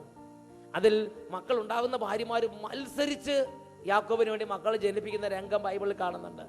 എന്നാൽ നമ്മൾ ബൈബിളിൽ തന്നെ വായിക്കുന്ന രംഗമുണ്ട്. ഒരു 3-4 മക്കൾ ജനിച്ചു കഴിഞ്ഞ് പിന്നെ കുറേ കാലത്തേക്ക് അവർക്ക് മക്കളുണ്ടായില്ല. അപ്പൊ ദൈവമാണ് നിശ്ചയിക്കുന്നത്. ഈ ധ്യാനകേന്ദ്രത്തിൽ തന്നെ എത്രയോ കുടുംബങ്ങൾ വന്നിട്ടുണ്ട്. ആ കുടുംബങ്ങൾ അവരുടെ വേദന പറഞ്ഞ, ഞാൻ അച്ഛാ, എൻ്റെ ആദ്യത്തെ മോൻ ജനിച്ചു, പിന്നെ എനിക്ക് കുട്ടികൾ ഉണ്ടാകുന്നില്ല, അച്ഛനൊന്ന് പ്രാർത്ഥിക്കണം. ഇതാ വേറെ ചില കുടുംബങ്ങൾ എന്ന് പറയാണ്, എനിക്ക് 3 മക്കളുണ്ടച്ചാ, ഇപ്പൊ 10-12 വർഷം കഴിഞ്ഞു, പിന്നെ എനിക്ക് മക്കൾ ജനിക്കുന്നില്ല. അപ്പൊ ദൈവം നിശ്ചയിച്ചിട്ടുണ്ട്, 1 മകൻ വേണോ, 2 മകൻ വേണോ, 3 മക്കൾ വേണോ, 5 പേര് വേണോ, 12 പേര് വേണോ, ദൈവം നിശ്ചയിച്ചിട്ടുണ്ട്. ദൈവം നിശ്ചയിച്ച നമ്പർ കഴിഞ്ഞാൽ ഒരൊറ്റ കുട്ടി അധികം ജനിക്കുമെന്ന് നിങ്ങൾ ആരും വിചാരിക്കണ്ട. Price the lord, hallelujah. യേശുവേ സ്തോത്രം, യേശുവേ നന്ദി. അപ്പോഴല്ല വേറൊരു ചേട്ടത്തിക്ക് ഒരു സംശയം. ആ ചേട്ടത്തി വേഗം ചാടി എണ്ണീറ്റ് ആ ചേട്ടത്തി പറഞ്ഞു, അച്ഛാ, അങ്ങനെ ദൈവം തരണം മുഴുവനും സ്വീകരിച്ചു വിചാരിക്കുക, ഈ കണ്ട കുട്ടികളെല്ലാം കൂടെ പ്രസവിച്ചു കൂട്ടിയാൽ ആര് നോക്കുക അച്ഛാന്ന് ചോദിച്ച്. അതൊരു വിഷയല്ലേ? ആര് നോക്കും? ഈ കാലത്ത് ഒരു കുട്ടീനെ പഠിപ്പിക്കാനും വളർത്താനുള്ള ചെലവെന്നാന്ന് അച്ഛൻ അറിയാവോ എന്ന് ചോദിച്ചു. ആര് നോക്കുമെന്ന് ചോദിച്ചു. അത് ന്യായമായ ഒരു പ്രശ്നം തന്നെയാണ്, ശരിയല്ലേ? ദൈവസന്നിധിയിൽ ഈ വിഷയം വെച്ച്, ദൈവമേ, ഈ കണ്ട കുട്ടികളെല്ലാം കൂടി പ്രസവിച്ചാൽ ഈ കുട്ടികളെ ആര് നോക്കും? അപ്പോൾ ദൈവം വെളിപ്പെടുത്തി തന്ന ഒരു പ്രബോധനമാണ്, പ്രസവിക്കുക എന്നുള്ളത്, സ്വീകരിക്കുക എന്നുള്ളത് മനുഷ്യന്റെ ഡ്യൂട്ടിയാണ്, നോക്കുന്നതും വളർത്തുന്നതും ദൈവത്തിന്റെ ഡ്യൂട്ടിയാണ്. എന്നിട്ട് ദൈവം ചോദിച്ചു, നിങ്ങൾ നോക്കി എത്ര നോക്കുന്ന ദൈവം ചോദിക്കണത്?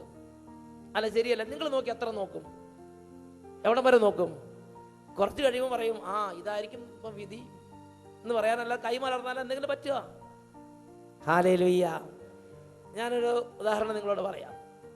ഞാൻ തൃശ്ശൂര് പാറയംപാടം പള്ളിയിൽ ധ്യാനിപ്പിക്കാൻ വേണ്ടി പോയി. വർഷങ്ങൾക്ക് മുമ്പാണ്. ആ പാറയംപാടം പള്ളി ധ്യാനിപ്പിക്കാൻ വേണ്ടി ചെന്നപ്പോൾ എന്നെ താമസിപ്പിച്ചത് ഒരു 5 മിനിറ്റ് അകലെയുള്ളൊരു വീട്ടിലാണ്. എന്നിട്ട് അവിടെ നിന്നാണ് പള്ളിയിലേക്ക് ധ്യാനത്തിന് പോണത്. അങ്ങനെ ആ വീട്ടിൽ നിന്ന് ധ്യാനത്തിന് വേണ്ടി ഒരുങ്ങി പള്ളിയിലേക്ക് ധ്യാനിപ്പിക്കാൻ പോകുമ്പോൾ പോകുന്ന വഴിയിൽ ഇതാ എവിടുന്നറിയാൻ പാടില്ല കുറേ നാടോടികൾ വന്ന് ടെൻ്റ് അടിച്ച് താമസിക്കുക. ഒരു 19 കുടുംബങ്ങളെങ്കിലും ഉണ്ടാവും. ഞങ്ങൾ നോക്കുമ്പോൾ രാവിലെ ഈ നാടോടികൾ അപ്പനും അമ്മയ്ക്ക് എഴുന്നേറ്റ് അമ്മിക്കല്ല് കൊത്താനും പഴയ പാത്രം പെറുക്കാനും പല കാര്യങ്ങൾക്കായിട്ട് അവരിങ്ങോട്ട് പോകും. പിന്നെ ഈ കുട്ടികളെല്ലാം ആ ടെൻറ്റിൽ, ആ കൂടാരങ്ങളിലുണ്ട്. അത് 10 വയസ്സുള്ളതുണ്ട്, 5 വയസ്സുള്ളതുണ്ട്, 2 വയസ്സുള്ളതുണ്ട്, 14 വയസ്സുള്ളതുണ്ട്, പല പ്രായക്കാരും പല നിറക്കാരും അങ്ങനെ അവിടെ കിടക്കുക. ഞാൻ നോക്കുമ്പോൾ ഈ കുട്ടികൾ എന്താ ചെയ്തുകൊണ്ടിരിക്കുന്നത് അറിയോ? അങ്ങോട്ട് ഓടുന്നു, ഇങ്ങോട്ട് ഓടുന്നു, ഇടിക്കുന്നു, തൊഴിക്കുന്നു, കഴുത്തെ പിടിച്ച് കറക്കുന്നു. അപ്പം ഞാൻ നോക്കുമ്പോൾ അപ്പുറത്ത് നോക്കുമ്പം ഒരു തോട്ടിനകത്ത് ഒരു മുഴുത്ത ഒരെണ്ണം ചെറിയ ഒരെണ്ണത്തെ മുക്കി പിടിച്ചോണ്ടിരിക്കുന്നു. എന്താ കഥ ഇത് കണ്ടോ നമ്മുടെ ചങ്കൂട്ടി. ഞാൻ പറഞ്ഞു എന്താ അവിടെ കാണിക്കണം, ഇതുങ്ങളെ നോക്കാൻ ആരുമില്ലേ? ഞാൻ ചുറ്റും തിരിഞ്ഞു നോക്കി, ഒരൊറ്റ മനുഷ്യന്മാർ അതുങ്ങളെ കൺട്രോൾ ചെയ്യാനില്ല. ഞാൻ നോക്കുമ്പം തൃശ്ശൂർ കുന്നങ്ങൾ റോഡിന്റെ സൈഡിലാണ് ഈ പാറയമ്പാടം പള്ളി. ഞാൻ നോക്കുമ്പോൾ ഒരു ബസ് ഇങ്ങോട്ട് ഓടിയാൽ ഒരു കുറേ എണ്ണം അങ്ങോട്ട് അപ്പുറത്തേക്ക് ക്രോസ് ചെയ്യും. അത് കഴിഞ്ഞ് ഒരു വണ്ടി അപ്പുറത്തേക്ക് പോയി അവിടുന്ന് എല്ലാം കൂടി ഇങ്ങോട്ട് ഓടും. ഇത് കളി. ആ റോഡ് എന്ന് പറഞ്ഞാൽ ഭയങ്കര തിരക്കുള്ള, വണ്ടി ചീറി പോകുന്ന റോഡ്. ഞാൻ പറഞ്ഞ ദൈവമേ, 5 ദിവസങ്ങളിൽ എത്ര എണ്ണത്തിന്റെ തല പോകുന്ന ആർക്കറിയാം? ഇവിടെ കിടന്ന് ഇതൊക്കെ നോക്കാൻ ആരുമില്ലേ? പകല് മുഴുവൻ ആരുമില്ല. എൻ്റെ പ്രിയപ്പെട്ട സഹോദരി സഹോദരന്മാരെ, 5 ദിവസം ധ്യാനം കഴിഞ്ഞ് ഞാൻ മടങ്ങിപ്പോരുമ്പോഴും ഒറ്റ ഒരെണ്ണം പോലും മരിച്ചിട്ടില്ല.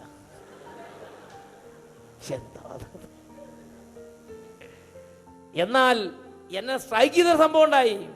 ആ ധ്യാനം കഴിഞ്ഞ് മടങ്ങി പാലക്കാട് എത്തിയപ്പോൾ പത്രത്തിൽ വാർത്ത. എന്താ വാർത്ത എന്നറിയോ? നമ്മുടെ അമ്മാളും അമ്മയുടെ പൊന്നോമനക്കുട്ടി മരിച്ചുപോയി എന്നാണ് വാർത്ത. ഞാനത് ഓർത്തിരിക്കാൻ കാരണമുണ്ട്. അമ്മാളും അമ്മയ്ക്ക് വർഷങ്ങളായിട്ട് മക്കളുണ്ടായിരുന്നില്ല. അമ്മാളും അമ്മയും നല്ല പേര് വേറെ ആരുടെ പേരാണ്, ഞാൻ എൻ്റെ ഒരു പേരം കിട്ടുന്നുള്ളൂ പറയുന്നത്. ആ അമ്മാളും അമ്മയ്ക്ക് വർഷങ്ങളായിട്ട് മക്കളുണ്ടായിരുന്നില്ല. അവസാനം വാർദ്ധക്യത്തിൻ്റെ അതിലേക്ക് എത്തുന്നതിന് മുമ്പ് 1 ലക്ഷക്കണക്കിന് രൂപ മുടക്കി എങ്ങനെയൊക്കെയോ ഓരോ കൃത്രിമ കുട്ടീനെ സംഘടിപ്പിച്ച് ആ കുട്ടീനെ അങ്ങനെ പൊന്നോമന പോലെ ഇടം വലം ലക്ഷക്കണക്കിന് ഉറുപ്പ്യ മുടക്കി കുട്ടിയാണ്. അപ്പോൾ അത് നോക്കാതിരിക്കുക. അപ്പം അതിന് ശരിക്കും അങ്ങനെ നോക്കി കണ്ണിലുണ്ണി പോലെ നോക്കിക്കൊണ്ട് വരുന്ന കാലമാണ്. അപ്പം എന്തിനോ ഒരു കാര്യത്തിന് വേണ്ടി അമ്മാളും അമ്മ അങ്ങോട്ടും ഇങ്ങോട്ടും മാറി. തിരിച്ചു വന്ന് നോക്കുമ്പം ഇതാ കുട്ടി ബക്കറ്റിൽ മരിച്ചു കിടക്കണം. ബക്കറ്റിൽ ലേശം വെള്ളം വെച്ചിട്ടുണ്ടായിരുന്നു, അതിനകത്ത് കയറി മരിച്ചു കിടക്കുക. അപ്പോൾ പത്രക്കാരുടെ തലക്കെട്ട് ഇങ്ങനെയാണ്: ടെസ്റ്റ് ട്യൂബ് ജനിച്ചു, ബക്കറ്റിൽ മരിച്ചു. ഇതാണ് നമ്മൾ നോക്കിയാൽ നമ്മുടെ നോട്ട് എത്രയുണ്ട്. ഈ റെയിൽവേ സ്റ്റേഷനിലും ഈ എത്രയോ ആളുകൾ ആരും പോലും നോക്കാനില്ലാതെ ഒരൊറ്റ ഒരെണ്ണം മരിക്കുന്നില്ല. എന്നാൽ അമ്മാളും അമ്മ കണ്ണിലുണ്ണി പോലെ ഒരു സ്വർണ്ണക്കൂടുണ്ടാക്കി അതിനകത്ത് 24 മണിക്കൂർ നോക്കി വളർത്തി. അങ്ങോട്ട് ഈ ബക്കറ്റിൽ വെള്ളം വെക്കാൻ പാടില്ലെന്ന് പറഞ്ഞ് നടക്കുന്ന കാര്യമാണ്. അതിനകത്ത് മരിച്ചു കിടക്കുക. ഇതാണ് മനുഷ്യന്റെ നോട്ടം നമ്മുടെ നോട്ടം തമ്മിലുള്ള വ്യത്യാസം, ദൈവത്തിന്റെ നോട്ടം തമ്മിലുള്ള വ്യത്യാസം. ഹല്ലേലൂയ. ദൈവം പറഞ്ഞു, നിങ്ങൾ നോക്കി എന്തിയാരെ നോക്കും? ഞാനാണ് നോക്കണതും വളർത്തുന്നതും. മനുഷ്യനുള്ള ഡ്യൂട്ടി ദൈവം തരുന്ന സമ്മാനങ്ങളെ സ്വീകരിക്കുക എന്നുള്ളതാണ്. ഹല്ലേലൂയ. ദൈവം തരുന്ന സമ്മാനങ്ങളെ സ്വീകരിക്കുക എന്നുള്ളതാണ് മനുഷ്യന്റെ ഡ്യൂട്ടി. നോക്കുന്നതും വളർത്തുന്നതും ദൈവമാണ്. ഹല്ലേലൂയ. സത്യം പറഞ്ഞാൽ നമ്മൾ എന്തിനു വേണ്ടി ഈ കുട്ടികളുടെ എണ്ണം എല്ലാം കൂടെ കൂടി വെട്ടിക്കുറയ്ക്കണം? എന്തിനു വേണ്ടിയിട്ടാ? ഉള്ള കുട്ടികൾക്ക് നല്ല ആരോഗ്യവും നല്ല വണ്ണവും നല്ല പൊക്കവും നല്ല പഠിപ്പും നല്ല ജോലിയും ഒക്കെ കിട്ടാൻ വേണ്ടിയിട്ടല്ലേ? നല്ല വീടും അല്ലേ, നല്ല സന്തോഷവും. ശരിയല്ലേ? ഞാൻ ചോദിക്കട്ടെ, പണ്ടാണോ ഇപ്പോഴാണോ മനുഷ്യന് ആരോഗ്യം കൂടുതൽ? പറ.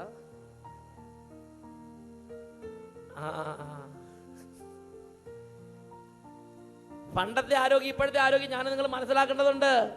ഇപ്പോഴത്തെ ആരോഗ്യത്തിന് സ്ഥിതി എന്താ ഞാൻ പറഞ്ഞു തരാം. ഇപ്പോഴത്തെ ആരോഗ്യത്തിന് സ്ഥിതി ഇതാണ്. ഇതാ നല്ല തടിമാടനായ നല്ല ഉദ്ദണ്ഡനായ ഒരു മനുഷ്യൻ അട്ടപ്പാടിയിലെ ഇടവകയിലെ കൈക്കാരനാണ്. പെട്ടെന്ന് ഒരു ചെറിയ പനിയോ ഒരു വിറച്ചിലോ എന്തോ ഒരു ചെറിയൊരു കുളിര്. അപ്പൊ പറഞ്ഞു, ഇപ്പോഴത്തെ കാലം അല്ലേ, നമുക്ക് ഡോക്ടറെ ഒന്ന് കാണിച്ചേക്കാന്ന് വിചാരിച്ച് ഇതാ ഇവിടെ ഈ പ്രദേശത്ത് ഉള്ള ഏറ്റവും ഫേമസ് ആയ ഹോസ്പിറ്റലിലേക്ക് കൊണ്ടുവന്നു. ഉടനെ ഡോക്ടർമാർ അങ്ങോട്ടിരുന്നു ഇങ്ങോട്ടിരുന്നു, എല്ലാം മെഷീൻ ഓണാക്കി, സ്കാനിങ് ഓണാക്കി, എക്സ്റേ ഓണാക്കി, എല്ലാം ഓണാക്കി കഴിഞ്ഞ് വൈകുന്നേരം ആയപ്പോൾ തിരിച്ചിട്ട് മറിച്ചിട്ട് വൈകുന്നേരം ആയപ്പം ശവശരീരം പുറത്തേക്ക് വെറുതെ ഒരു ചൂടുപനിയായിട്ട് പോയതാണ്. വൈകുന്നേരം ആയപ്പോൾ ആള് മരിച്ചിട്ട് ഡെഡ് ബോഡി ആയിട്ട് ഇടവേലേക്ക് കൊടുക്കും. 40-42 വയസ്സുള്ളൂ. വയസ്സായിട്ട് മരിച്ചാന്ന് വിചാരിക്കണ്ട, ഒരു കേടും ഉണ്ടായിരുന്നില്ല. ഡോക്ടർമാർക്ക് അറിയാൻ പാടില്ല എന്താണ് ഇയാൾക്ക് പറ്റിയെന്ന് അറിയാൻ പാടില്ല. ഡോക്ടർമാർ പറയണം ഞങ്ങൾക്ക് അറിയാൻ പാടില്ല, ആള് മരിച്ചു. അവർ പ്രത്യേകിച്ചൊന്നും ചെയ്തില്ല, ടെസ്റ്റ് ചെയ്യാൻ മാത്രമേ ചെയ്തിട്ടുള്ളൂ. ഹല്ലേലൂയ. ആള് മരിച്ച് എന്താന്ന് അറിയാൻ പാടില്ല. ഹല്ലേലൂയ. ഉറക്കെ പറയാം, ഹല്ലേലൂയ. ഹല്ലേലൂയ, യേശുവേ സ്തോത്രം. എന്നാൽ പണ്ടത്തെ ആരോഗ്യത്തെ സ്ഥിതി ഞാൻ പറഞ്ഞു തരാം. എൻ്റെ ചെറുപ്പകാലം, അന്ന് ഞങ്ങൾ മണ്ണാർക്കാട് പ്രദേശത്താണ് താമസിക്കുന്നത്. മണ്ണാർക്കാട് നിന്ന് ഒരു 1.5 മണിക്കൂർ നടന്നാലാണ് ഞാൻ താമസിക്കുന്ന കുഗ്രാമത്തിൽ എത്തുള്ളൂ. ഇന്നിപ്പോൾ അങ്ങനെയല്ല. അന്ന് റോഡില്ല, കറണ്ടില്ല, ഫോണില്ല, വണ്ടികളൊന്നുമില്ല. എന്തെങ്കിലും ഉണ്ടെങ്കിൽ നടന്നു പോകണം. ഇനി നടക്കാൻ പറ്റാത്ത ആണെങ്കിൽ തലേ ചുവന്നുകൊണ്ട് പോകണം. അതുപോലെ കുഗ്രാമത്തിൽ 70കളിലാണ് ഞങ്ങൾ മണ്ണാർക്കാട് പ്രദേശത്ത് വന്ന് സ്ഥലം വാങ്ങി താമസിക്കുന്നത്. അപ്പോൾ എന്തെങ്കിലും വന്നാൽ തലേ ചുവന്നുകൊണ്ട് പോകണം. അങ്ങനെ നടക്കാൻ പറ്റാത്ത സ്ഥിതി വന്നാൽ, അല്ലെങ്കിൽ ഒരുവിധ ആളുകളൊക്കെ നടന്നു പോകും. അങ്ങനെ ഇരിക്കുമ്പോഴാണ് 4ാം ക്ലാസ്സിൽ വെച്ചിട്ട് എനിക്കൊരു പനിയല്ല, ഒരു പ്രത്യേക തരത്തിലുള്ള ഒരു ഛർദിയും പനിയും എല്ലാം കൂടി ഒരു രോഗം. നടക്കാനൊക്കെ പറ്റും, എടുത്തുകൊണ്ട് പോകേണ്ട ആവശ്യമില്ല, പക്ഷേ പനിയും ഛർദിയൊക്കെയാണ്. അപ്പോൾ എന്നോട് വീട്ടിലുള്ളവർ പറഞ്ഞു, ഇവിടെ നിന്ന് റോഡിലേക്ക് ഇറങ്ങിയാൽ എല്ലാ ആളുകളും പോണത് മണ്ണാർക്കാടേക്കാണ്. വേറെ വഴി തെറ്റിപ്പോലുള്ള വഴിയൊന്നുമില്ല, ഒറ്റ റൂട്ടുകൾ മണ്ണാർക്കാടേക്ക്. എല്ലാവരും നടന്നാണ് പോണത്. ഇറങ്ങിയ പിന്നെ ആളുകളുടെ കൂട്ടത്തിൽ ഓട്ടോമാറ്റിക്കായിട്ട് നമ്മൾ മണ്ണാർക്കാടെത്തും. അപ്പോൾ അതുകൊണ്ട് ഇവരുടെ കൂട്ടത്തിൽ പോയാൽ മതി.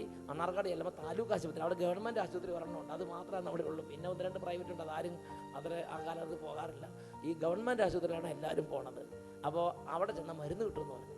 ഞാൻ അവിടെ ഇറങ്ങിയപ്പോൾ അടുത്തുള്ളവരൊക്കെ പോകുന്നുണ്ട്, ഞാനും പോയപ്പോൾ ഒരു നല്ല സംഖ്യ ആളുകൾ ആശുപത്രിയിലേക്കാണ്. ഞാനും അവരുടെ കൂട്ടത്തിൽ ചെന്ന് ഓട്ടോമാറ്റിക്കായിട്ട് ഞാൻ ആശുപത്രിയിലെത്തി. ഞാൻ ഡോക്ടറുടെ അടുത്ത് കാണിച്ചു. ഡോക്ടർ എന്നെ നോക്കി, മൊത്തം ഷർട്ടൊക്കെ ഇങ്ങനെ ഒന്ന് ഒരു യന്ത്രമല്ലേ അത് വെച്ച് ഇങ്ങനെ നോക്കി പുറത്ത് തിരിയാൻ പറഞ്ഞ് പുറത്ത് തിരിഞ്ഞു. അവിടെ ഇങ്ങനെ 2 വെച്ചു. 2 മിനിറ്റ് കഷ്ടിച്ച് ഉടനെ ഒരു കുറിപ്പെഴുതി എഴുതി. അത് അവർ കമ്പൗണ്ടറെ കൊടുക്കാൻ പറഞ്ഞു. ഞാൻ കമ്പൗണ്ടറെ കൊടുത്തപ്പോൾ കമ്പൗണ്ടർ ചോദിച്ചു, കുപ്പി വല്ലതും ഉണ്ടോ എന്ന് ചോദിച്ചു. ഞാൻ പറഞ്ഞു, കുപ്പിയൊന്നുമില്ല. ആദ്യത്തെ എക്സ്പീരിയൻസിൽ ആശുപത്രി പോണത്. കുപ്പിയൊന്നും കൊടുന്നില്ല. ഒരു കുപ്പി കൊടുന്നാൽ ഞാൻ മരുന്ന് തരാമെന്ന് പറഞ്ഞു. ഞാനപ്പോൾ അപ്പുറത്ത് ചെന്നപ്പോൾ ഒരു കടക്കാരൻ പറഞ്ഞു കുപ്പി തരാൻ പറഞ്ഞു. അപ്പോൾ സർവത്ത് കുപ്പി ഉറപ്പുണ്ടായിരുന്നു. അയാളത് കഴുകി വെടിപ്പാക്കി. പണ്ടത്തെ ആളുകൾ നല്ല ആളുകൾ, അവർ നമുക്ക് വേണ്ടി എന്ത് സർവീസ് ചെയ്യായിരുന്നു. അപ്പോൾ അയാളുടെ ഒരു സർവത്ത് കുപ്പി ഒരെണ്ണെടുത്ത് കഴുകി വെടിപ്പാക്കി, ഇത് കൊണ്ടുപോകാൻ പറഞ്ഞ് തന്നു. ഞാൻ അതുകൊണ്ട് കൊടുത്തു. കമ്പൗണ്ടറിനെ നോക്കി, കമ്പൗണ്ടറിൻ്റെ കുറിപ്പ് വാങ്ങി ഉള്ളിലേക്ക് പോയി. ഞാൻ ഈ കുപ്പി അടിയാൾ എങ്ങോട്ട് പോകണേ ഞാൻ നോക്കിയപ്പോൾ ഉള്ളിൽ ചെന്നപ്പം അവിടെ 3 വലിയ കുപ്പികൾ ഇരിപ്പുണ്ട്. ഒരെണ്ണത്തിനകത്തൊരു മഞ്ഞ വെള്ളം, ഒരെണ്ണത്തിനകത്തൊരു ചുവന്ന വെള്ളം, പിന്നെ ഒരു പൈനാപ്പിളിൻ്റെ വെള്ളമുള്ള ഒരെണ്ണം. അങ്ങനെ 3 എണ്ണം ഇരിക്കുന്നു. ഇയാൾ അതിനകത്ത് കൂടെ പറഞ്ഞു, ഒരു വലിയ കപ്പുണ്ട്, അത് കപ്പെടുത്ത് നാച്ചി, എന്നിട്ട് 2 കപ്പ് കോരി ഇതിനകത്ത് കുടിച്ചിട്ട് കൊണ്ട് കുടിച്ചോളാൻ പറഞ്ഞു. ഞാൻ കിട്ടിയപ്പോൾ തന്നെ അവിടെ തന്നെ ഉച്ചയ്ക്ക് 3 നേരമുണ്ട്. ഒരു നേരത്തെ അവിടെ തന്നെ കുടിക്കണം. ഞാൻ കുടിച്ചു. അയ്യോ, ഒരു പ്രത്യേക ചൊവ. എന്തായാലും ശരി, എൻ്റെ സഹോദരന്മാരെ, 3 നേരം കുടിച്ചു. പിറ്റേ ദിവസം വെയിറ്റ് ചെയ്യേണ്ടി വന്നില്ല. അന്ന് 24 മണിക്കൂറിന് രോഗം വിട്ടുപോയി. പിറ്റേ ദിവസം തുള്ളിച്ചാടി ഞാൻ സ്കൂളിലേക്ക് പോയി. എൻ്റെ ഛർദിയും പോയി, പനിയും പോയി, കുളിരും പോയി, എല്ലാം പോയി. പിറ്റേ ദിവസം തുള്ളിച്ചാടി ഞാൻ സ്കൂളിലേക്ക് പോയി. പിന്നെ 2 വർഷത്തേക്ക് എനിക്ക് രോഗം വന്നിട്ടില്ല. പിന്നെ 7ാം ക്ലാസ്സിലെ 7-8 പഠിക്കുമ്പോഴാണ് പിന്നെ ഒരു രോഗം വരണത്. അന്ന് തലകർക്കും ഒരു പ്രത്യേക മന്നിപ്പ് എല്ലാം കൂടി ഒരു പ്രത്യേക അവസ്ഥ. അപ്പോഴും ഈ താലൂക്ക് ആശുപത്രി, ഗവൺമെൻറ് ആശുപത്രി ചെന്നു. അവിടെ ഡോക്ടറുണ്ട്. ഇന്നാണ് ഈ സ്പെഷ്യലിസ്റ്റുകളെല്ലാം കൂടി വന്നിരിക്കുന്നത്. അന്നെല്ലാം കൂടി ഒരു ഡോക്ടറേ ഉള്ളൂ. ആ ഡോക്ടറെ ചെന്ന് കണ്ടു. ഡോക്ടർ പറഞ്ഞു, ശരി ഇങ്ങോട്ട് നോക്കി തലയിരുന്ന് പിടിച്ചു. അത്രേ ഉള്ളൂ. 2 മിനിറ്റ് കുറിപ്പെഴുതി തന്നു. ആ കുറിപ്പം കൊണ്ട് ചെന്നു കമ്പൗണ്ടറെ കൊടുത്തു. അപ്പോൾ ഞാൻ നേരത്തെ കുപ്പി കരുതിയിട്ടുണ്ട്. കമ്പൗണ്ടർ കുപ്പി ഉണ്ടോ എന്ന് ചോദിച്ചു. ഉണ്ടെന്ന് പറഞ്ഞു. ഈ കുപ്പി മേടിച്ചോണ്ട് പോയി. ഞാൻ നോക്കുമ്പം പഴയ കുപ്പിയിൽ നിന്ന് തന്നെ പുള്ളി ആറ്റി ഇത് 2 കപ്പ് ഒഴിച്ച് തന്നു. എന്തായാലും ശരി, അത് കുടിച്ചു. 12 മണിക്കൂർ, ഒരു 3 നേരം കുടിക്കേണ്ടി വന്നില്ല. രോഗം പോയി. ഞാൻ തുള്ളിച്ചാടി സ്കൂളിലേക്ക് പോയി. പിന്നെ എനിക്ക് 2 വർഷത്തിന് രോഗം വന്നിട്ടില്ല. പിന്നെ 10ാം ക്ലാസ്സിൽ വെച്ചിട്ടാണ് പിന്നെ രോഗം വരണത്. 10ാം ക്ലാസ്സിൽ വെച്ചിട്ട് വരണമെന്ന് വെച്ചാൽ എനിക്ക് കണ്ണിന് ഒരു മങ്ങൽ. 10ാം ക്ലാസ് SLC പരീക്ഷയുടെ സമയമാണ്. പഠിച്ച് അതിലങ്ങോട്ട് പൂണ്ട് കഴിഞ്ഞപ്പോൾ ആകെപ്പാട് ഒരു ഇതായിപ്പോയി. കണ്ണൊക്കെ അങ്ങോട്ട് ഇതായി. അപ്പോൾ ഞാൻ കണ്ണുവേദന ഒരു ഞരമ്പിൻ്റെ പ്രശ്നങ്ങളൊക്കെ. അപ്പോൾ ഈ ഡോക്ടർ അവിടെ താലൂക്ക് ഗവൺമെൻറ് ആശുപത്രി ചെന്നു. 2 മിനിറ്റ് കുറിപ്പെഴുതി കൊണ്ടുപോയി. കമ്പൗണ്ടർ ചോദിച്ചു, കുപ്പിയുണ്ടോ എന്ന് ചോദിച്ചു. ഞാൻ പറഞ്ഞു, കരുതിയിട്ടുണ്ടെന്ന് പറഞ്ഞു. കൊടുത്തു. ഇതാ പഴയ വെള്ളത്തിൽ കൂടെ തന്നെ. എന്താ ചെയ്യുക? ഞാനത് കുടിച്ച്. പ്രിയപ്പെട്ട സഹോദരങ്ങളെ, ഒറ്റ ദിവസം പോലും ആശുപത്രി പോയ ഒരു ദിവസം അല്ലാതെ പിന്നെ ഒരു ദിവസം സ്കൂളിൽ മുടങ്ങാൻ ദൈവം ഇടവരുത്തിയില്ല. പിറ്റേ ദിവസം തന്നെ ക്ലിയർ പോയി നന്നായിട്ട് സ്കൂളിൽ പരീക്ഷയ്ക്ക് എഴുതി. SLC ഒക്കെ നന്നായിട്ട് എഴുതി. സ്കൂൾ ഫസ്റ്റോടെ പാസ്സായി. ഹല്ലേലൂയ. ഇന്നത്തെ സ്ഥിതി അന്നും വെറുതെ ഡോക്ടർമാർക്ക് കണ്ട മെഷീനോ ഈ കണ്ട സാധനങ്ങളൊന്നും ഉണ്ടായിരുന്നോ? ഈ സ്പെഷ്യാലിറ്റി ഒക്കെ എന്നാ വന്നത്? ഈ കണ്ട റോഡോ വണ്ടികളോ ഫോണോ മൊബൈലോ ഒന്നുമില്ല. നടന്ന് പോകണം 1.5 മണിക്കൂർ. അങ്ങനെ നടന്ന് ചെല്ലുമ്പോൾ ഡോക്ടർമാർക്കും അവർക്ക് 2 മിനിറ്റ് മതിയായിരുന്നു. തിരിച്ചൊന്ന് നോക്കി കണ്ണൊക്കെ ഒന്ന് പിടിച്ച് ഇത്രേ ഉള്ളൂ, കുറിച്ചു, കൃത്യമരുന്നായിരിക്കും. രോഗം മാറിയിരുന്നു. ഡോക്ടർമാർക്ക് രോഗം മനസ്സിലായിരുന്നു, രോഗം മാറിയിരുന്നു, മെഡിസിൻ വലിച്ചിരുന്നു. ഇപ്പോഴത്തെ സ്ഥിതി എന്താ? ലക്ഷക്കണക്കിന് ഉറുപ്പ്യ മുടക്കി കഴിയുമ്പോൾ പറയാണ് ആള് മരിച്ചു, ഡെഡ് ബോഡി കൊണ്ടുപോകാൻ. പ്രിയപ്പെട്ട സഹോദരൻ പറ, പണ്ടാണ് ഇപ്പോഴാണ് മനുഷ്യന് ആരോഗ്യം കൂടുതൽ? ഇന്ന് ഈ റോഡുണ്ടായി, മൊബൈലുണ്ടായി, കറണ്ട് ഉണ്ടായി, വണ്ടി എല്ലാം ഉണ്ടായി കഴിഞ്ഞു. സൂപ്പർ സ്പെഷ്യാലിറ്റി ഡോക്ടർമാരും നഴ്സുമാരും മരുന്നുകളെല്ലാം കുന്നുകൂടി കഴിഞ്ഞപ്പോൾ ഇപ്പം മനുഷ്യന്റെ ആരോഗ്യം മുമ്പന്നത്തേക്കാൾ അധികമായി കുത്തനെ അത് പ്രതികൂലം നേരിട്ടുകൊണ്ടിരിക്കുകയാണ്. പണ്ടൊക്കെ ക്യാൻസർ എന്ന് പറഞ്ഞാൽ അവിടെ ഇവിടെയൊക്കെ വല്ലയിടത്തൊക്കെ ഓരോന്നേ കേട്ടിരുന്നുള്ളൂ. ഇപ്പോഴോ ഇപ്പൊ നിരപ്പയായി. ഇനി എവിടെ ഇല്ലെന്ന്, ആർക്കും ഇല്ലാത്തതെന്ന് ഇനി നോക്കിയാൽ മതി. അതുപോലെ ആയില്ല രോഗങ്ങള്. ഹല്ലേലൂയ. പ്രിയപ്പെട്ട സഹോദരി, ഈ കുട്ടികളുടെ എണ്ണം എല്ലാം കൂടെ അങ്ങോട്ട് കുറച്ചപ്പോ ആരോഗ്യം അങ്ങോട്ട് കൂടി. എല്ലാം നല്ല ആരോഗ്യസ്വാമിമാരായെന്ന് വിചാരിക്കണ്ട. ആരോഗ്യം നശിച്ച ജനതീ തലമുറകൾ ലോകത്തിൽ ഉയർന്നുകൊണ്ടിരിക്കുകയാണ്. ചെറിയൊരു കാലാവസ്ഥ മാറിയാൽ മതി, നരപ്പ് പകർച്ചവ്യാധികളും അല്ലാത്ത വ്യാധികളും എല്ലാം കൂടെ കൂടിയിട്ട്. Price the Lord. ഇനി മാനസികാരോഗ്യം പണ്ടാണ് ഇപ്പോഴാണ് കൂടുതൽ? നിങ്ങളുടെ അഭിപ്രായം എന്താ?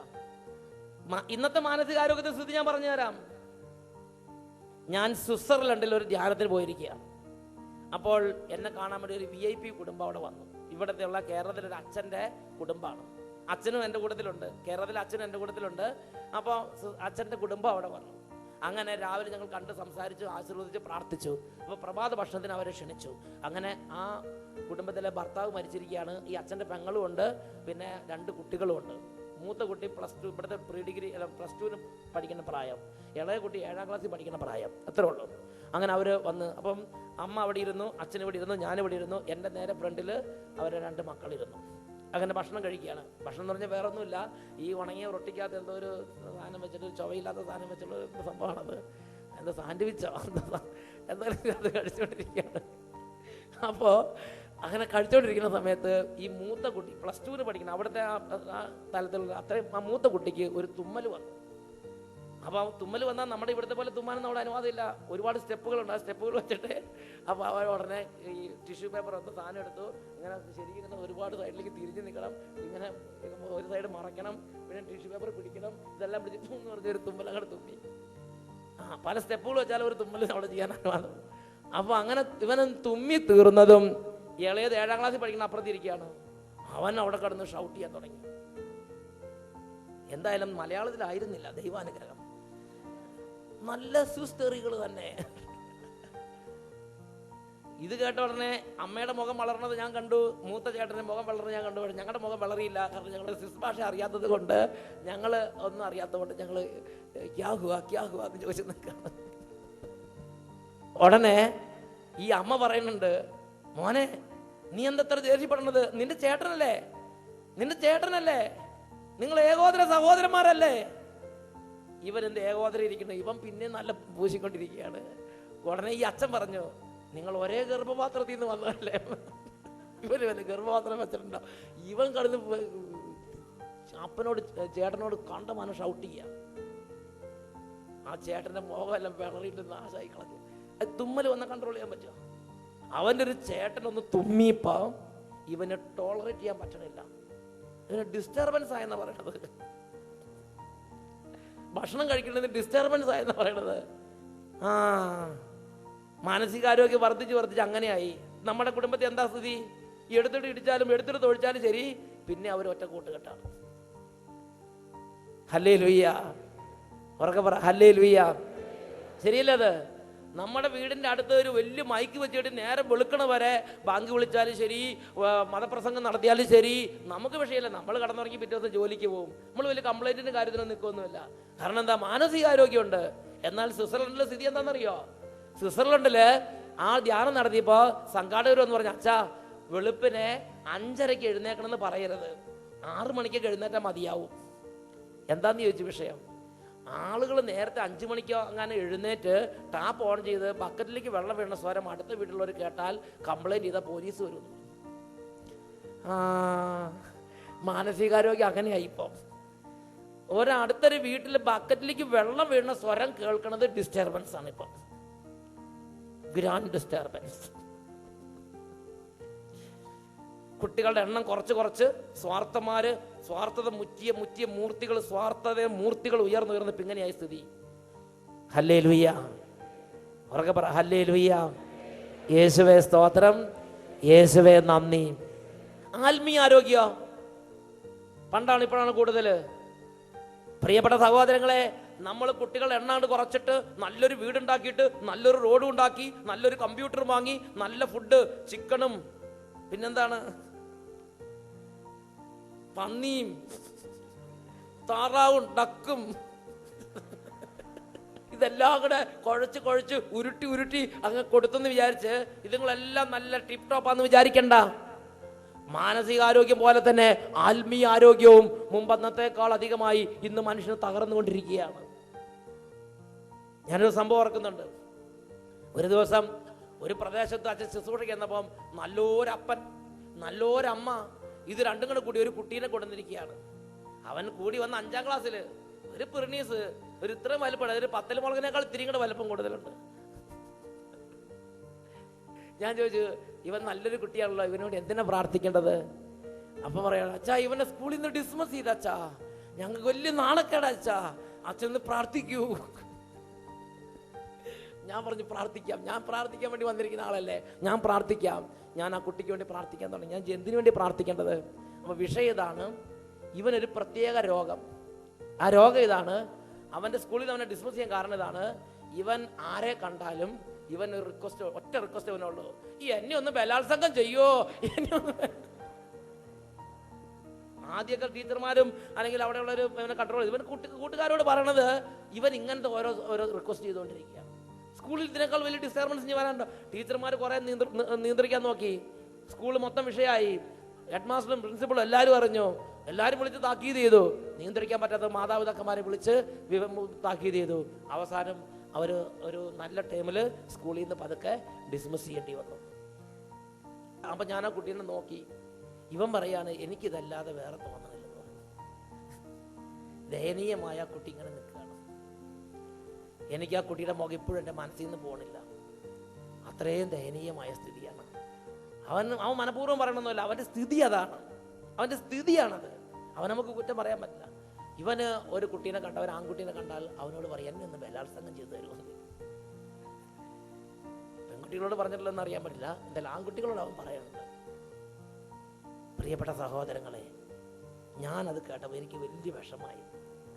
അന്ന് രാത്രി ആ കുട്ടിയുടെ മുഖം, ആ ദയനീയമായ കണ്ണുകൾ, ആ കുട്ടി 5ാം ക്ലാസ്സിൽ ചെറുത്. ഞാൻ ദൈവമേ എന്താ ഇങ്ങനെയൊക്കെ? അപ്പോഴാണ് ദൈവം പറഞ്ഞത്, പണ്ടും മനുഷ്യർക്ക് പ്രലോഭനങ്ങൾ ഉണ്ടാകുമായിരുന്നു. ചില ചിന്തകളൊക്കെ വന്നങ്ങനെ പോകും. അത് വലിയ ആളുകൾക്ക് ചെറിയ ആളുകൾക്ക് ചിലപ്പോൾ വരുമായിരിക്കും. അങ്ങനെ വന്നങ്ങനെ പോയിരുന്നു. അപ്പോൾ ആരോഗ്യമുള്ള മനസ്സായതുകൊണ്ട് അതൊന്നും ഏശിയിരുന്നില്ല. ഒരു കാറ്റ് വന്നു പോകണം, നമ്മളൊരു വിഷയമാക്കണുണ്ടാവും. ഇപ്പോൾ നമ്മൾ നടന്നു പോകണമെങ്കിൽ എന്തൊക്കെ കാറ്റുകൾ വരുന്നു പോകണം, നമ്മളത് വിഷയമാക്കുന്നില്ല. അതങ്ങനെ നമ്മൾ നമ്മുടെ കാര്യത്തിന് മുമ്പോട്ട് പോകണോ. മാനസികാരോഗ്യം ഉണ്ടായിരുന്നു. ഇപ്പോൾ മാനസികാരോഗ്യം തകർന്ന് തരിപ്പണായപ്പോൾ ഇപ്പോൾ ഈ ചെതുക്ക് മരത്തെ കിളിർത്ത കൂണ് പോലെയാണ് പലരുടെ സ്ഥിതി. ഒരു ചെറിയ ചിന്ത വരുമ്പോൾ അതിനെ എതിരിട്ട് മുമ്പോട്ട് പോകാൻ പറ്റാത്ത വിധം മനസ്സിൽ ആരോഗ്യം തകർന്നു. ഹല്ലേലൂയ. ആത്മീയത തകർന്നു. ആത്മീയത തകർന്ന ഒരു സമൂഹം, ആത്മീയത തകർന്ന ഒരു തലമുറ. അതിന് ഈ കുട്ടികളെ മാത്രം കുറ്റം പറഞ്ഞിട്ട് കാര്യമില്ല. അതിനുവേണ്ടി കരുക്കൾ നീക്കിയ വളരെ കിരാതന്മാരായ മാതാപിതാക്കന്മാർ ലോകത്തിലുണ്ട്. ഞാൻ എൻ്റെ ഒരു അനുഭവം നിങ്ങളോട് പറയാം. അതായത് ഞാൻ സ്കൂളിൽ എല്ലാ ക്ലാസ്സിലും 1ാം സ്ഥാനം വാങ്ങി പാസ്സാവും. സ്കൂളിൽ പഠിക്കുന്ന കാര്യത്തിൽ എനിക്കങ്ങനെ. അപ്പോൾ എൻ്റെ അടുത്തിരിക്കുന്ന കുട്ടികളെല്ലാം അതുപോലെയാണ്. എനിക്ക് 50-ൽ 49 മാർക്കാണെങ്കിൽ എൻ്റെ തൊട്ടടുത്തിരിക്കുന്ന എൻ്റെ കൂട്ടുകാർ 50-ൽ 48, 47 അങ്ങനെയുള്ളവർ എൻ്റെ അടുത്തടുത്ത് ഫസ്റ്റ് ബെഞ്ചിലുണ്ടാവും. എല്ലാ ക്ലാസ്സിലും ഫസ്റ്റ് ബെഞ്ചിൽ അല്ലെങ്കിൽ സെക്കൻഡ് ബെഞ്ചിൽ ഫസ്റ്റ് ഇതാണ് എൻ്റെ സ്ഥാനം. അപ്പോൾ ഞാൻ 8ാം ക്ലാസ്സിൽ പഠിക്കുകയാണ്. അപ്പോൾ എനിക്ക് 49 മാർക്കാണെങ്കിൽ എൻ്റെ തൊട്ടടുത്തൊരു ഫ്രണ്ട് ഉണ്ട്, അവന് 48 മാർക്ക്. അവൻ എൻ്റെ തൊട്ടടുത്തിരിക്കും. അവൻ്റെ പേര് വിജയൻ എന്നാണ്. ഒരു ദിവസം 8ാം ക്ലാസ്സിൽ പഠിക്കുമ്പോൾ വിജയൻ എന്നോട് പറഞ്ഞു, സേവിയറെ നീ ഇത് കണ്ടോ എന്ന് ചോദിച്ചു. ഞാൻ നോക്കിയപ്പോൾ കാണുന്ന എന്താണെന്നറിയോ?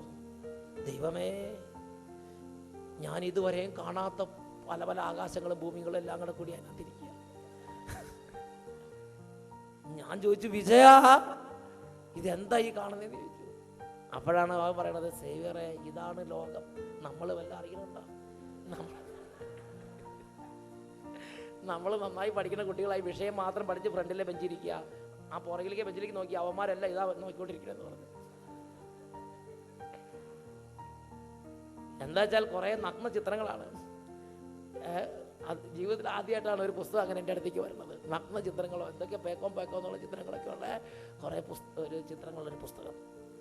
ഞാൻ പറഞ്ഞു, വിജയ ഇതെന്താ? ഞാൻ ഇതുവരെ കണ്ടിട്ടില്ലല്ലോ വിജയ. അപ്പോൾ ഉടനെ വിജയം പറഞ്ഞു, എൻ്റെ സേവ്യറെ നീ കണ്ടിട്ടില്ലെന്ന് എനിക്കറിയായിരുന്നു, അതുകൊണ്ട് ഞാൻ ഒരുപാട് കഷ്ടപ്പെട്ട് ഒരെണ്ണം നിനക്ക് വേണ്ടി കൊണ്ടുവന്നിരിക്കും. എൻ്റെ ആത്മാർത്ഥ സ്നേഹിതനാണ് കേട്ടോ. അവനെ ഇപ്പോഴും എൻ്റെ ആത്മാർത്ഥ സ്നേഹിതനാണ്, അന്നും എൻ്റെ ആത്മാർത്ഥ സ്നേഹിതൻ. ഇന്ന് അദ്ദേഹം ISRO സയൻറ്റിസ്റ്റാണ്. അപ്പോൾ അങ്ങനെ നല്ല കുട്ടി, നല്ല തെളിഞ്ഞ സ്വഭാവം. അപ്പോൾ അവൻ എന്നോടുള്ള ആത്മാർത്ഥ സ്നേഹം കണ്ട് വിദഗ്ധമായി എല്ലാവരുടെ കണ്ണിൽ നിന്ന് മറച്ച് ആരും കാണാതെ പരമ രഹസ്യമായിട്ട് ഇത് എൻ്റെ അടുത്ത് എത്തിച്ചു. എന്നിട്ട് പറഞ്ഞു, ഇത് വേണമെങ്കിൽ കൊണ്ടുപോകുമ്പോൾ നാളെ രാവിലെ കൊണ്ടുവന്നാൽ മതി. ഞാൻ പറഞ്ഞു, ഓക്കെ, താങ്ക് യു. ആദ്യമായിട്ടാണ് ഇങ്ങനത്തെ ഒരു സംഭവത്തിലേക്ക് കടക്കാൻ പോണത്. അന്ന് നിങ്ങൾ ഓർക്കണ്ടോ, ഒരു 80s 75 80 ആ കാലഘട്ടത്തിൽ ഒത്തിരി പുസ്തകങ്ങൾ കയ്യിൽ വെച്ച് ഇങ്ങനെ കൊണ്ടുപോയിക്കൊണ്ടിരുന്നൊരു കാലം. റബ്ബർ ബാൻഡ് ഇട്ട് അതിന് മുകളിൽ ചോറ്റുപാത്രമൊക്കെ വെച്ച് കുറേ പുസ്തകങ്ങൾ. ഞാൻ പറഞ്ഞു, ഈ പുസ്തകങ്ങളുടെ ഇടയിലേക്ക് വെച്ചോ, ആരും കാണണ്ടെന്ന് പറഞ്ഞു. വിജയൻ വളരെ മിടുക്കനായ വിജയനാണ്. അവൻ വളരെ വിദഗ്ധമായി ആരും കാണാതെ പുസ്തകം വെച്ച് ഓപ്പറേഷൻ പൂർത്തിയാക്കി. അന്ന് 4 മണിക്ക് സ്കൂൾ വിട്ടാൽ എവിടെയും തങ്ങാൻ പാടില്ല. ഞങ്ങളുടെ വീട്ടിലെ ഓർഡർ അനുസരിച്ച് 4 മണിക്ക് സ്കൂൾ വിട്ടാൽ നേരെ വീട്ടിൽ വരണം. വീട്ടിൽ വന്നാൽ ഭക്ഷണമുണ്ട്, ഭക്ഷണം കഴിക്കണം. ഭക്ഷണം കഴിച്ച് ഉടനെ പശുവിന് പുല്ലിയെത്തണം, പിണ്ണാക്ക് വാങ്ങണം, പറമ്പിൽ പണിയണം, ഇഞ്ചിക്ക് ചവറ് വെക്കണം. ഒരു 6-6:30 വരെ ചത്ത് പണിയെടുക്കണം. അങ്ങനെ പണിയെടുത്ത് കഴിഞ്ഞാൽ പിന്നെ തിരിച്ച് ഓടി വന്ന് കുളിച്ച് റെഡിയായി 7 മണിക്ക് സന്ധ്യാപ്രാർത്ഥനയുണ്ട്, സന്ധ്യാപ്രാർത്ഥനയ്ക്ക് കൂടണം. അപ്പോൾ ശരിക്കും സന്ധ്യാപ്രാർത്ഥന നന്നായിട്ട് ചൊല്ലി കഴിഞ്ഞാൽ 7:45 എത്രയും നീളം അതെല്ലാം കഴിയുമ്പോൾ പിന്നെ കുറച്ച് ഭക്ഷണമുണ്ട്.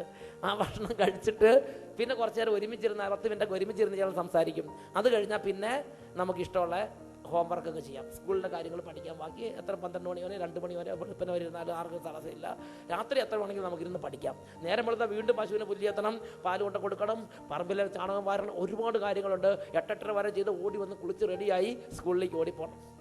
9 മണിക്ക് അവിടുന്ന് സ്കൂളിലേക്ക് പോകണം. അങ്ങനത്തെ ഒരു സാഹചര്യമായിരുന്നു. അപ്പം അതുപോലെ തന്നെ ഷെഡ്യൂൾ അനുസരിച്ച് അന്ന് ചെന്ന് പുസ്തകമൊക്കെ വെച്ച് ഭദ്രമായിട്ട് വെച്ചു. അതിനുശേഷം ഭക്ഷണം കഴിച്ച് വേഗം പോയി പശുവിനെ കഴിഞ്ഞ് വന്ന് പ്രാർത്ഥിച്ച് കഴിഞ്ഞ് ഭക്ഷണം കഴിച്ച് എല്ലാവരും ഇരുന്ന് സംസാരിക്കുന്ന സമയത്ത് ഞാൻ നോക്കുമ്പം അന്ന് ബെഞ്ചിൻ്റെ പരിഗണനയ്ക്ക് ഒരു പുസ്തകം മേശപ്പുറത്ത് കിടപ്പുണ്ട്. ഞാൻ സൂക്ഷിച്ച് നോക്കി, അയ്യോ, വിജയൻ വളരെ വിദഗ്ധമായി എൻ്റെ പുസ്തകക്കെട്ടിനുള്ളിൽ വെച്ച പുസ്തകം ഇതാ മേശപ്പുറത്ത് കിടക്കണം. അന്ന് ഫുൾ ബെഞ്ച് കൂടിയിട്ടുണ്ട്. എൻ്റെ പ്രിയ സഹോദരന്മാരെ, വിജിലൻസ് പിടികൂടി.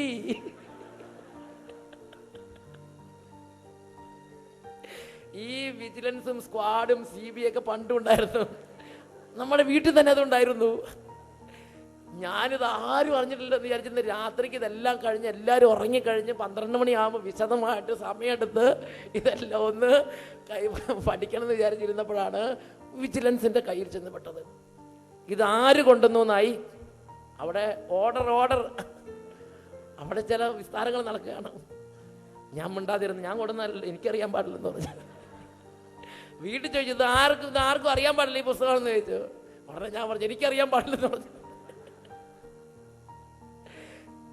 ക്ലാസ്സിൽ അങ്ങനത്തെ ഒരു പുസ്തകം കണ്ടായിരുന്നു, ഇത് എനിക്കറിയാൻ പാടില്ല, ഇത് ഇവിടെ എങ്ങനെ, ഞാൻ വായിച്ചിട്ടുമില്ലെന്ന് പറഞ്ഞു. ഞാൻ പറഞ്ഞ സത്യമാണ്, ഞാൻ വായിച്ചിട്ടില്ല. ഞാൻ അന്ന് രാത്രി വായിക്കാൻ വേണ്ടി ഇരിക്കുകയായിരുന്നു. പക്ഷേ അത് നമ്മൾ പറയേണ്ട കാര്യമില്ലല്ലോ വിചാരണയിൽ. ഞാൻ പറഞ്ഞു, ഞാൻ അറിഞ്ഞില്ല, ഞാൻ വായിച്ചിട്ടുമില്ലെന്ന് പറഞ്ഞു. പിന്നെ എല്ലാ കാര്യങ്ങളും അവർ മനസ്സിലാക്കിയെടുത്തു. Praise the lord. നമ്മുടെ സിവിൽ കോടതിയൊക്കെ തോറ്റുപോകും. പ്രിയപ്പെട്ട സഹോദരങ്ങൾ, എല്ലാ കാര്യങ്ങളും മനസ്സിലാക്കി. ഞങ്ങൾ 4-5 പേര് ഒന്നിച്ച സ്കൂളിലേക്ക് പോണത്. ഞാൻ 6ാമത്തെ ആളാണ്, എന്നെ മുകളിലുണ്ടെന്ന് വിചാരിക്കുന്ന ആളുകൾ. അങ്ങനെ സ്കൂളിൽ ചെന്ന് പിറ്റേ ദിവസം ചെന്നു ആ വിജയനെ വിളിക്കാൻ പറഞ്ഞു. പ്രിയപ്പെട്ട സഹോദരങ്ങളെ, ഞാൻ വിജയനോട് പറഞ്ഞു, വിജയ, എൻ്റെ സ്നേഹിത പിടികൂടി എന്ന് പറഞ്ഞു. അതുകൊണ്ട് നീ ദയവ് ഇതിപ്പോൾ വന്നില്ലെങ്കിൽ നമ്മുടെ 2 പേരുടെ സ്ഥിതി മോശമാവും. നീ വന്നാൽ നമുക്ക് എങ്ങനെയെങ്കിലും പറഞ്ഞു നിൽക്കാമെന്ന് പറഞ്ഞു. അങ്ങനെ അവനെ ഞാൻ ക്ലാസ്സിൽ നിന്ന് വിളിച്ച് ഞാനും അവനും കൂടി ചെന്നു. അങ്ങനെ ചെന്നപ്പം എൻ്റെ ചേട്ടന്മാരുണ്ട്. ചേട്ടന്മാർ അവനെന്ന് കണ്ണുരുട്ടി നോക്കി. അത് ശരി, നീയാണ് ഈ പണിയെല്ലാം ഒപ്പിക്കണല്ലേ എന്ന് ചോദിച്ചു. എന്നിട്ട് 2 മിനിറ്റിലും ഇനി മേലിൽ ഈ പുസ്തകം ഇങ്ങനത്തെ വല്ല പുസ്തകം വന്നിട്ട് കണ്ണടിച്ച് പൊട്ടിക്കും എന്ന് പറഞ്ഞിട്ട് 2 ഷൗട്ടിങ്ങൊക്കെ നടത്തിയിട്ട് അവർ പോയി. കയ്യാങ്കളിയൊന്നും ചെയ്തിട്ടില്ല, വെറുതെ വാക്കുകൊണ്ട് 2 ശാസ്ത്രമൊക്കെ കൊടുത്തിട്ട് അവർ പോയി. എൻ്റെ പ്രിയപ്പെട്ട സഹോദരങ്ങളെ, പിന്നീട് ഇന്ന് വരെ ഒരു ചീത്ത പുസ്തകം എൻ്റെ അടുത്തേക്ക് വന്നിട്ടില്ല. ഒരു ബ്ലൂ ഫിലിമിൻ്റെ കാസറ്റോ അല്ലെങ്കിൽ അങ്ങനെയുള്ള വല്ല സൈറ്റുകളോ അങ്ങനെയുള്ള കൂട്ടുകാർ ഒരൊറ്റ പറഞ്ഞ് എൻ്റെ അടുത്തേക്ക് വരണില്ല. എന്താണെന്നറിയാൻ പാടില്ല എൻ്റെ കാരണം. ഞാൻ ചിന്തിക്കുന്നുണ്ട്, ആ വിജയനാണ് ഇതിൻ്റെ കാരണമെങ്കിൽ വിജയൻ 10ാം ക്ലാസ് കഴിഞ്ഞ് പോയി. പിന്നെ നമ്മൾ എത്രയോ കോളേജിലും അതേപോലെയൊക്കെ പല സാഹചര്യങ്ങളിലൂടെയൊക്കെ പോയി. പിന്നീട് ഇന്ന് വരെ അശ്ലീലത്തോട് ബന്ധപ്പെട്ട ഒരു ചീത്ത പുസ്തകമോ കൂട്ടുകെട്ടോ ഇതൊന്നും എൻ്റെ അടുത്തേക്ക് വന്നിട്ടില്ല. ഞാൻ മനസ്സിലാക്കണ ഇതാണ്, അന്ന് ആ ചേട്ടന്മാർ വന്ന് ശാസിച്ചപ്പോൾ ഒരു നാടൻ ഡെലിവറൻസ് പ്രാർത്ഥന നടത്തുകയാണ്. ഇനി മേലിൽ കണ്ണടിച്ച് പൊട്ടിക്കുമെന്ന് പറഞ്ഞപ്പോൾ ശരിക്കും വിജയനോടല്ല പറഞ്ഞത്, പിശാചിനോടാണ് പറഞ്ഞത്. ആ പിശാച്, അശ്ലീലത്തിലേക്ക് വലിച്ചഴക്കണ പിശാച് പിന്നെ എൻ്റെ അടുത്തേക്ക് വരാൻ പേടിയപ്പോൾ അതാ അങ്ങനത്തുള്ള കാര്യങ്ങളുമായിട്ട് എൻ്റെ അടുത്തേക്ക് വരുന്നില്ല. Hallelujah, hallelujah. പ്രിയപ്പെട്ട സഹോദരങ്ങളെ, വേറൊരു വാക്കി പറഞ്ഞാൽ കൂടപ്പിറപ്പുകൾ ദൈവം ഉയർത്തിയ സംരക്ഷണ വേലിയാണ്. നമ്മളിപ്പോൾ ഒരു കുട്ടീനെ ജനിപ്പിച്ച് ഒരു കുട്ടിയായിട്ട് അതിന് കമ്പ്യൂട്ടറും കൊടുത്ത് കുറച്ച് കാറ്റഗിസം പുസ്തകം, കുറച്ച് നല്ല പുസ്തകവും കുറച്ച് പ്രാർത്ഥനാ പുസ്തകമൊക്കെ വാങ്ങി കുറേ ഫുഡ് കൊടുത്തിട്ട് മുറിയിലും കിട്ടുമെന്ന് വിചാരിച്ച് എല്ലാം റെഡിയായെന്ന് വിചാരിക്കണ്ട. കൂടപ്പിറപ്പുകളിൽ നിന്ന് കിട്ടുന്ന സംരക്ഷണം കൂടപ്പിറപ്പുകളിൽ നിന്ന് കിട്ടണം. അപ്പനും അമ്മയ്ക്ക് എന്ത് ചെയ്യാൻ പറ്റുമെന്ന് പറയണത്? അപ്പനും അമ്മയ്ക്ക് എത്ര സംരക്ഷണം കൊടുക്കാൻ പറ്റും? ഞാൻ ഓർക്കുന്നുണ്ട്, ഇവിടെ ഒരു ചെറുപ്പക്കാരൻ ഞാൻ പരിചയപ്പെട്ടു. അവൻ +2 പഠിക്കുന്ന കുട്ടിയാണ്. അവനെ വിളിച്ച് സംസാരിച്ച് അവൻ പറഞ്ഞിങ്ങനെയാണ്, അവൻ്റെ മുറിയിൽ ഇപ്പോൾ മിനിമം 150-ലധികം ബ്ലൂ ഫിലിമിൻ്റെ കാസറ്റുകൾ ഇരിപ്പുണ്ടെന്ന് പറഞ്ഞു. കിട്ടാവുന്ന സൈറ്റിൽ നിന്നെല്ലാം അവൻ ഈ ബ്ലൂ ഫിലിമിൻ്റെ ഇതെല്ലാം ഡൗൺലോഡ് ചെയ്ത് അവൻ വെച്ചിരിക്കുകയാണ്.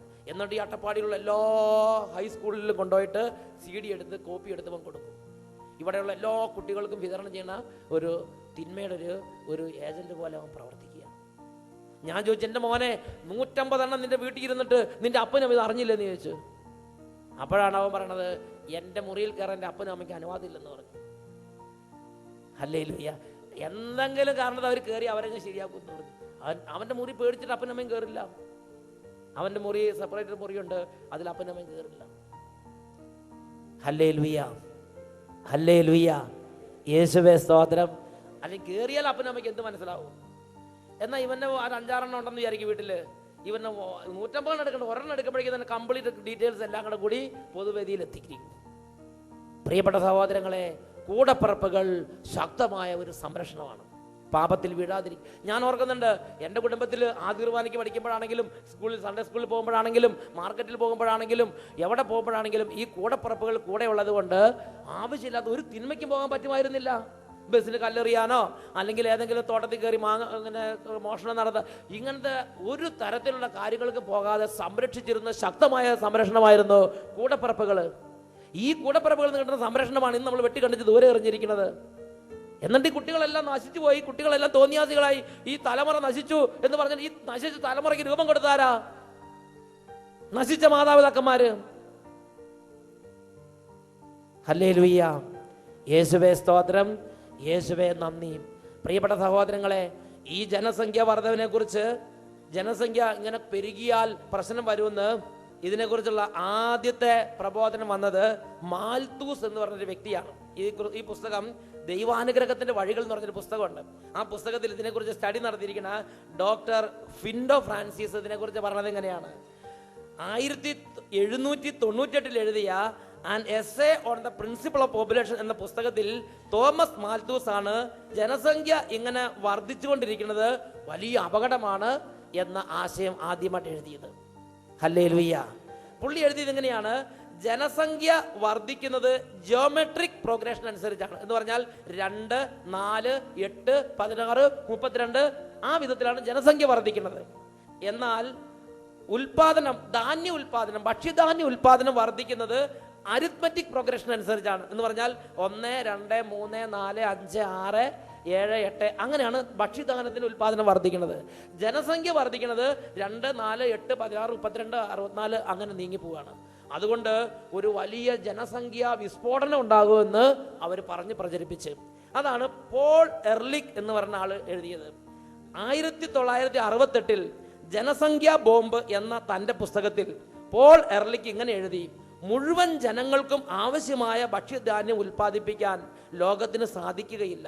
തന്മൂലം കോടിക്കണക്കിന് മനുഷ്യർ 1980കളിൽ പട്ടിണി കിടന്ന് മരിക്കും. ഇന്ത്യയെക്കുറിച്ച് പോൾ എർലിക്ക് ഇങ്ങനെ എഴുതി: ഇന്ത്യയെക്കുറിച്ച് അറിയാവുന്ന ആർക്കും ഇന്ത്യ ഭക്ഷ്യധാന്യ ഉൽപാദനത്തിൽ സ്വയം പര്യാപ്തത കൈവരിക്കും എന്ന് സ്വപ്നം കാണാൻ സാധിക്കും എന്ന് തോന്നുന്നില്ല. 1980കളിൽ 20 കോടി ഇന്ത്യക്കാർ എങ്കിലും പട്ടിണി കിടന്ന് മരിക്കും. പോൾ എർലിക്ക് 1968 ഇങ്ങനെ ഒരു പുസ്തകം എഴുതി. ഈ കാലഘട്ടത്തിലാണ് യൂറോപ്യൻ രാജ്യങ്ങളെല്ലാം ജനസംഖ്യയെ പെട്ടെന്ന് വെട്ടിക്കുറച്ചത്, ജനസംഖ്യ നിയന്ത്രണം വരുത്തിയത്. പ്രിയപ്പെട്ട സഹോദരങ്ങളെ, എന്നാൽ എന്താ യാഥാർത്ഥ്യം? ഭക്ഷ്യധാന്യം കൂടിയാണ് കുറയാണ് ചെയ്തത്. ഇതാ പോൾ എർലിക്കിന്റെ ഈ പ്രവചനം അനുസരിച്ചുള്ള പട്ടിണി മരണങ്ങളൊന്നും ഇന്ത്യയിൽ നടന്നിട്ടില്ല, ലോകത്തിലും നടന്നിട്ടില്ല. മറിച്ച് ലോകത്തിൽ മുമ്പ് എന്നത്തേക്കാളും അധികമായി ഭക്ഷ്യധാന്യ ഉൽപാദനം ഇന്ന് കൂടിയിരിക്കുകയാണ്. ഹല്ലേലൂയ. ഇന്ത്യയുടെ സ്ഥിതിയെക്കുറിച്ച് തന്നെ ശാസ്ത്രജ്ഞന്മാരുടെ കണക്കിൽ പറഞ്ഞ എങ്ങനെയാണ്: ഇന്ത്യയുടെ ഭക്ഷ്യധാന്യ ഉൽപാദനം 1951 51 ദശലക്ഷം ടൺ ആയിരുന്നു. 2001 അത് 196 ദശലക്ഷം ടണ്ണായി വർദ്ധിച്ചു. ഇന്ത്യയിലെ ഭക്ഷ്യധാന്യ ഉൽപാദനത്തിലെ വർധന 386% ഉയർന്നു. ഇന്ത്യയിലെ ഭക്ഷ്യധാന്യ ഉൽപാദനം 386% അതങ്ങോട്ട് ഉയർന്നു. 2003 ജൂലൈ മുതൽ ഇന്ത്യ ഭക്ഷ്യധാന്യങ്ങൾ കയറ്റി അയക്കുന്ന രാജ്യങ്ങളുടെ സമിതിയിലെ അംഗമായി മാറി. അതുവരെ ഇന്ത്യക്ക് ആ ഒരു പൊസിഷൻ കിട്ടിയിരുന്നില്ല. എന്നാൽ ജനസംഖ്യ ഓരോ വർഷം കഴിയുന്നതോറും ക്രമാതീതമായി വർദ്ധിച്ച് വന്നതനുസരിച്ച് ഇന്ത്യയിലെ ഭക്ഷ്യധാന്യ ഉൽപാദനം ക്രമാതീതമായി കൂടിയുകൊണ്ട് ഇന്ത്യയിലെ മുഴുവൻ ആളുകൾക്ക് ഭക്ഷ്യധാന്യങ്ങൾ മാത്രമല്ല, ഇപ്പോൾ മറ്റ് പല രാജ്യങ്ങളിലേക്കും ഭക്ഷ്യധാന്യങ്ങൾ കയറ്റി അയക്കാൻ തക്കവണ്ണം ഇന്ത്യയിൽ കരുതൽ ശേഖരം ഉണ്ടാകാൻ തക്കവണ്ണം ഭക്ഷ്യധാന്യം വർദ്ധിച്ചു. ഇന്ത്യൻ ഗവൺമെന്റ് ഗോഡൌണിൽ കെട്ടിക്കിടക്കുന്ന ഭക്ഷ്യധാന്യങ്ങൾ മാത്രം 60 ദശലക്ഷം ടണ്ണിൽ അധികമാണെന്ന് വെളിപ്പെടുത്തിയിട്ടുണ്ട്. അതിൽ 10 ദശലക്ഷം ടൺ ഓരോ വർഷവും ഉപയോഗശൂന്യമായി നശിപ്പിച്ചുകൊണ്ടിരിക്കുകയാണ്. ഇന്ത്യയിലെ സ്ഥിതിയാണ്. അമേരിക്കയിലാണെങ്കിൽ ഉൽപാദനത്തിന്റെ 25% ഭക്ഷ്യധാന്യങ്ങൾ എത്തനോൾ എന്ന് പറയുന്ന ഒരു ഇന്ധനം ഉണ്ടാക്കി കാറിന് ഉപയോഗിക്കുകയാണ്. അതുപോലെ ലോകത്തിൽ ഭക്ഷ്യധാന്യ ഉൽപാദനം വർദ്ധിച്ചു. ഹല്ലേലൂയ. എന്നാൽ നുണപ്രചാരകർ എന്താ പ്രചരിപ്പിച്ചത്? ആളുകൾ എണ്ണം കൂടുന്നതനുസരിച്ച് ഭക്ഷ്യധാന്യം വർദ്ധിക്കില്ല, അതുകൊണ്ട് ലോകത്തിൽ പട്ടിണി ഉണ്ടാവും, പട്ടിണി മരണങ്ങൾ ഉണ്ടാവും എന്ന് പ്രചരിപ്പിച്ച് ഒരുപാട് രാജ്യങ്ങളിൽ അത് തകർത്ത് തരിപ്പണാക്കി. Praise the lord. Hallelujah, hallelujah. യേശുവേ സ്തോത്രം. ഒരു കണക്ക് ഇവിടെ കൊടുത്തിട്ടുണ്ട്. ആ കണക്കനുസരിച്ച് 1950-51 ഇന്ത്യയിലെ പോപ്പുലേഷൻ 363 ദശലക്ഷമായിരുന്നു. 363 ദശലക്ഷമായിരുന്നു 1950-51 ഇന്ത്യയിലെ കണക്ക്. അന്ന് ഭക്ഷ്യധാന്യ ഉൽപാദനം 51 ദശലക്ഷം ടണ്ണായിരുന്നു. 1960-61 442 ദശലക്ഷമായി ജനസംഖ്യ വർദ്ധിച്ചു. അപ്പോൾ ഭക്ഷ്യധാന്യ ഉൽപാദനം 82 ദശലക്ഷം ടണ്ണായി ഉയർന്നു. 1970-71 551 ദശലക്ഷമായി പോപ്പുലേഷൻ വർദ്ധിച്ചു. അപ്പോൾ ഭക്ഷ്യധാന്യ ഉൽപാദനം 213 ദശലക്ഷം ടണ്ണായി ഉയർന്നു. വീണ്ടും 1980-81 689 ദശലക്ഷമായി ജനസംഖ്യ വർദ്ധിച്ചു. അപ്പോൾ ഭക്ഷ്യധാന്യ ഉൽപാദനം വീണ്ടും കൂടി 265 മില്യൺ ദശലക്ഷം ടണ്ണായി വർദ്ധിച്ചു. 1990-91 ജനസംഖ്യ 852 ദശലക്ഷമായിരുന്നു. അപ്പോൾ ഭക്ഷ്യധാന്യ ഉൽപാദനം ഏതാണ്ട് 347 മില്യൺ ദശലക്ഷം ടണ്ണായി ഉയർന്നു. 2001 ജനസംഖ്യ 1033 ദശലക്ഷം ആയിട്ട് വർദ്ധിച്ചു. ഭക്ഷ്യധാന്യ ഉൽപാദനം 386 മില്യൺ ദശലക്ഷം ടണ്ണായി ഉയർന്നു. പ്രിയപ്പെട്ട സഹോദരങ്ങളെ, ജനസംഖ്യയുടെ ആ ഒരു വർധനവിനനുസരിച്ച് ഇന്ത്യയിൽ ഭക്ഷ്യധാന്യ ഉൽപാദനം ക്രമാതീതമായി വർദ്ധിച്ചു. അത് കയറ്റി അയക്കാൻ, മിച്ചം വന്ന് കയറ്റി അയക്കാൻ തക്കവണ്ണം ഭക്ഷ്യധാന്യ ഉൽപാദനം ഉണ്ടാകാൻ തക്കവണ്ണം ഈ രാജ്യത്തെ ദൈവം അനുഗ്രഹിച്ചു എന്നാണ് മനസ്സിലാക്കേണ്ടത്. വീണ്ടും 1960-കളിൽ കൊടുത്തൊരു നിർദ്ദേശം എങ്ങനെയാണ്? ജനസംഖ്യ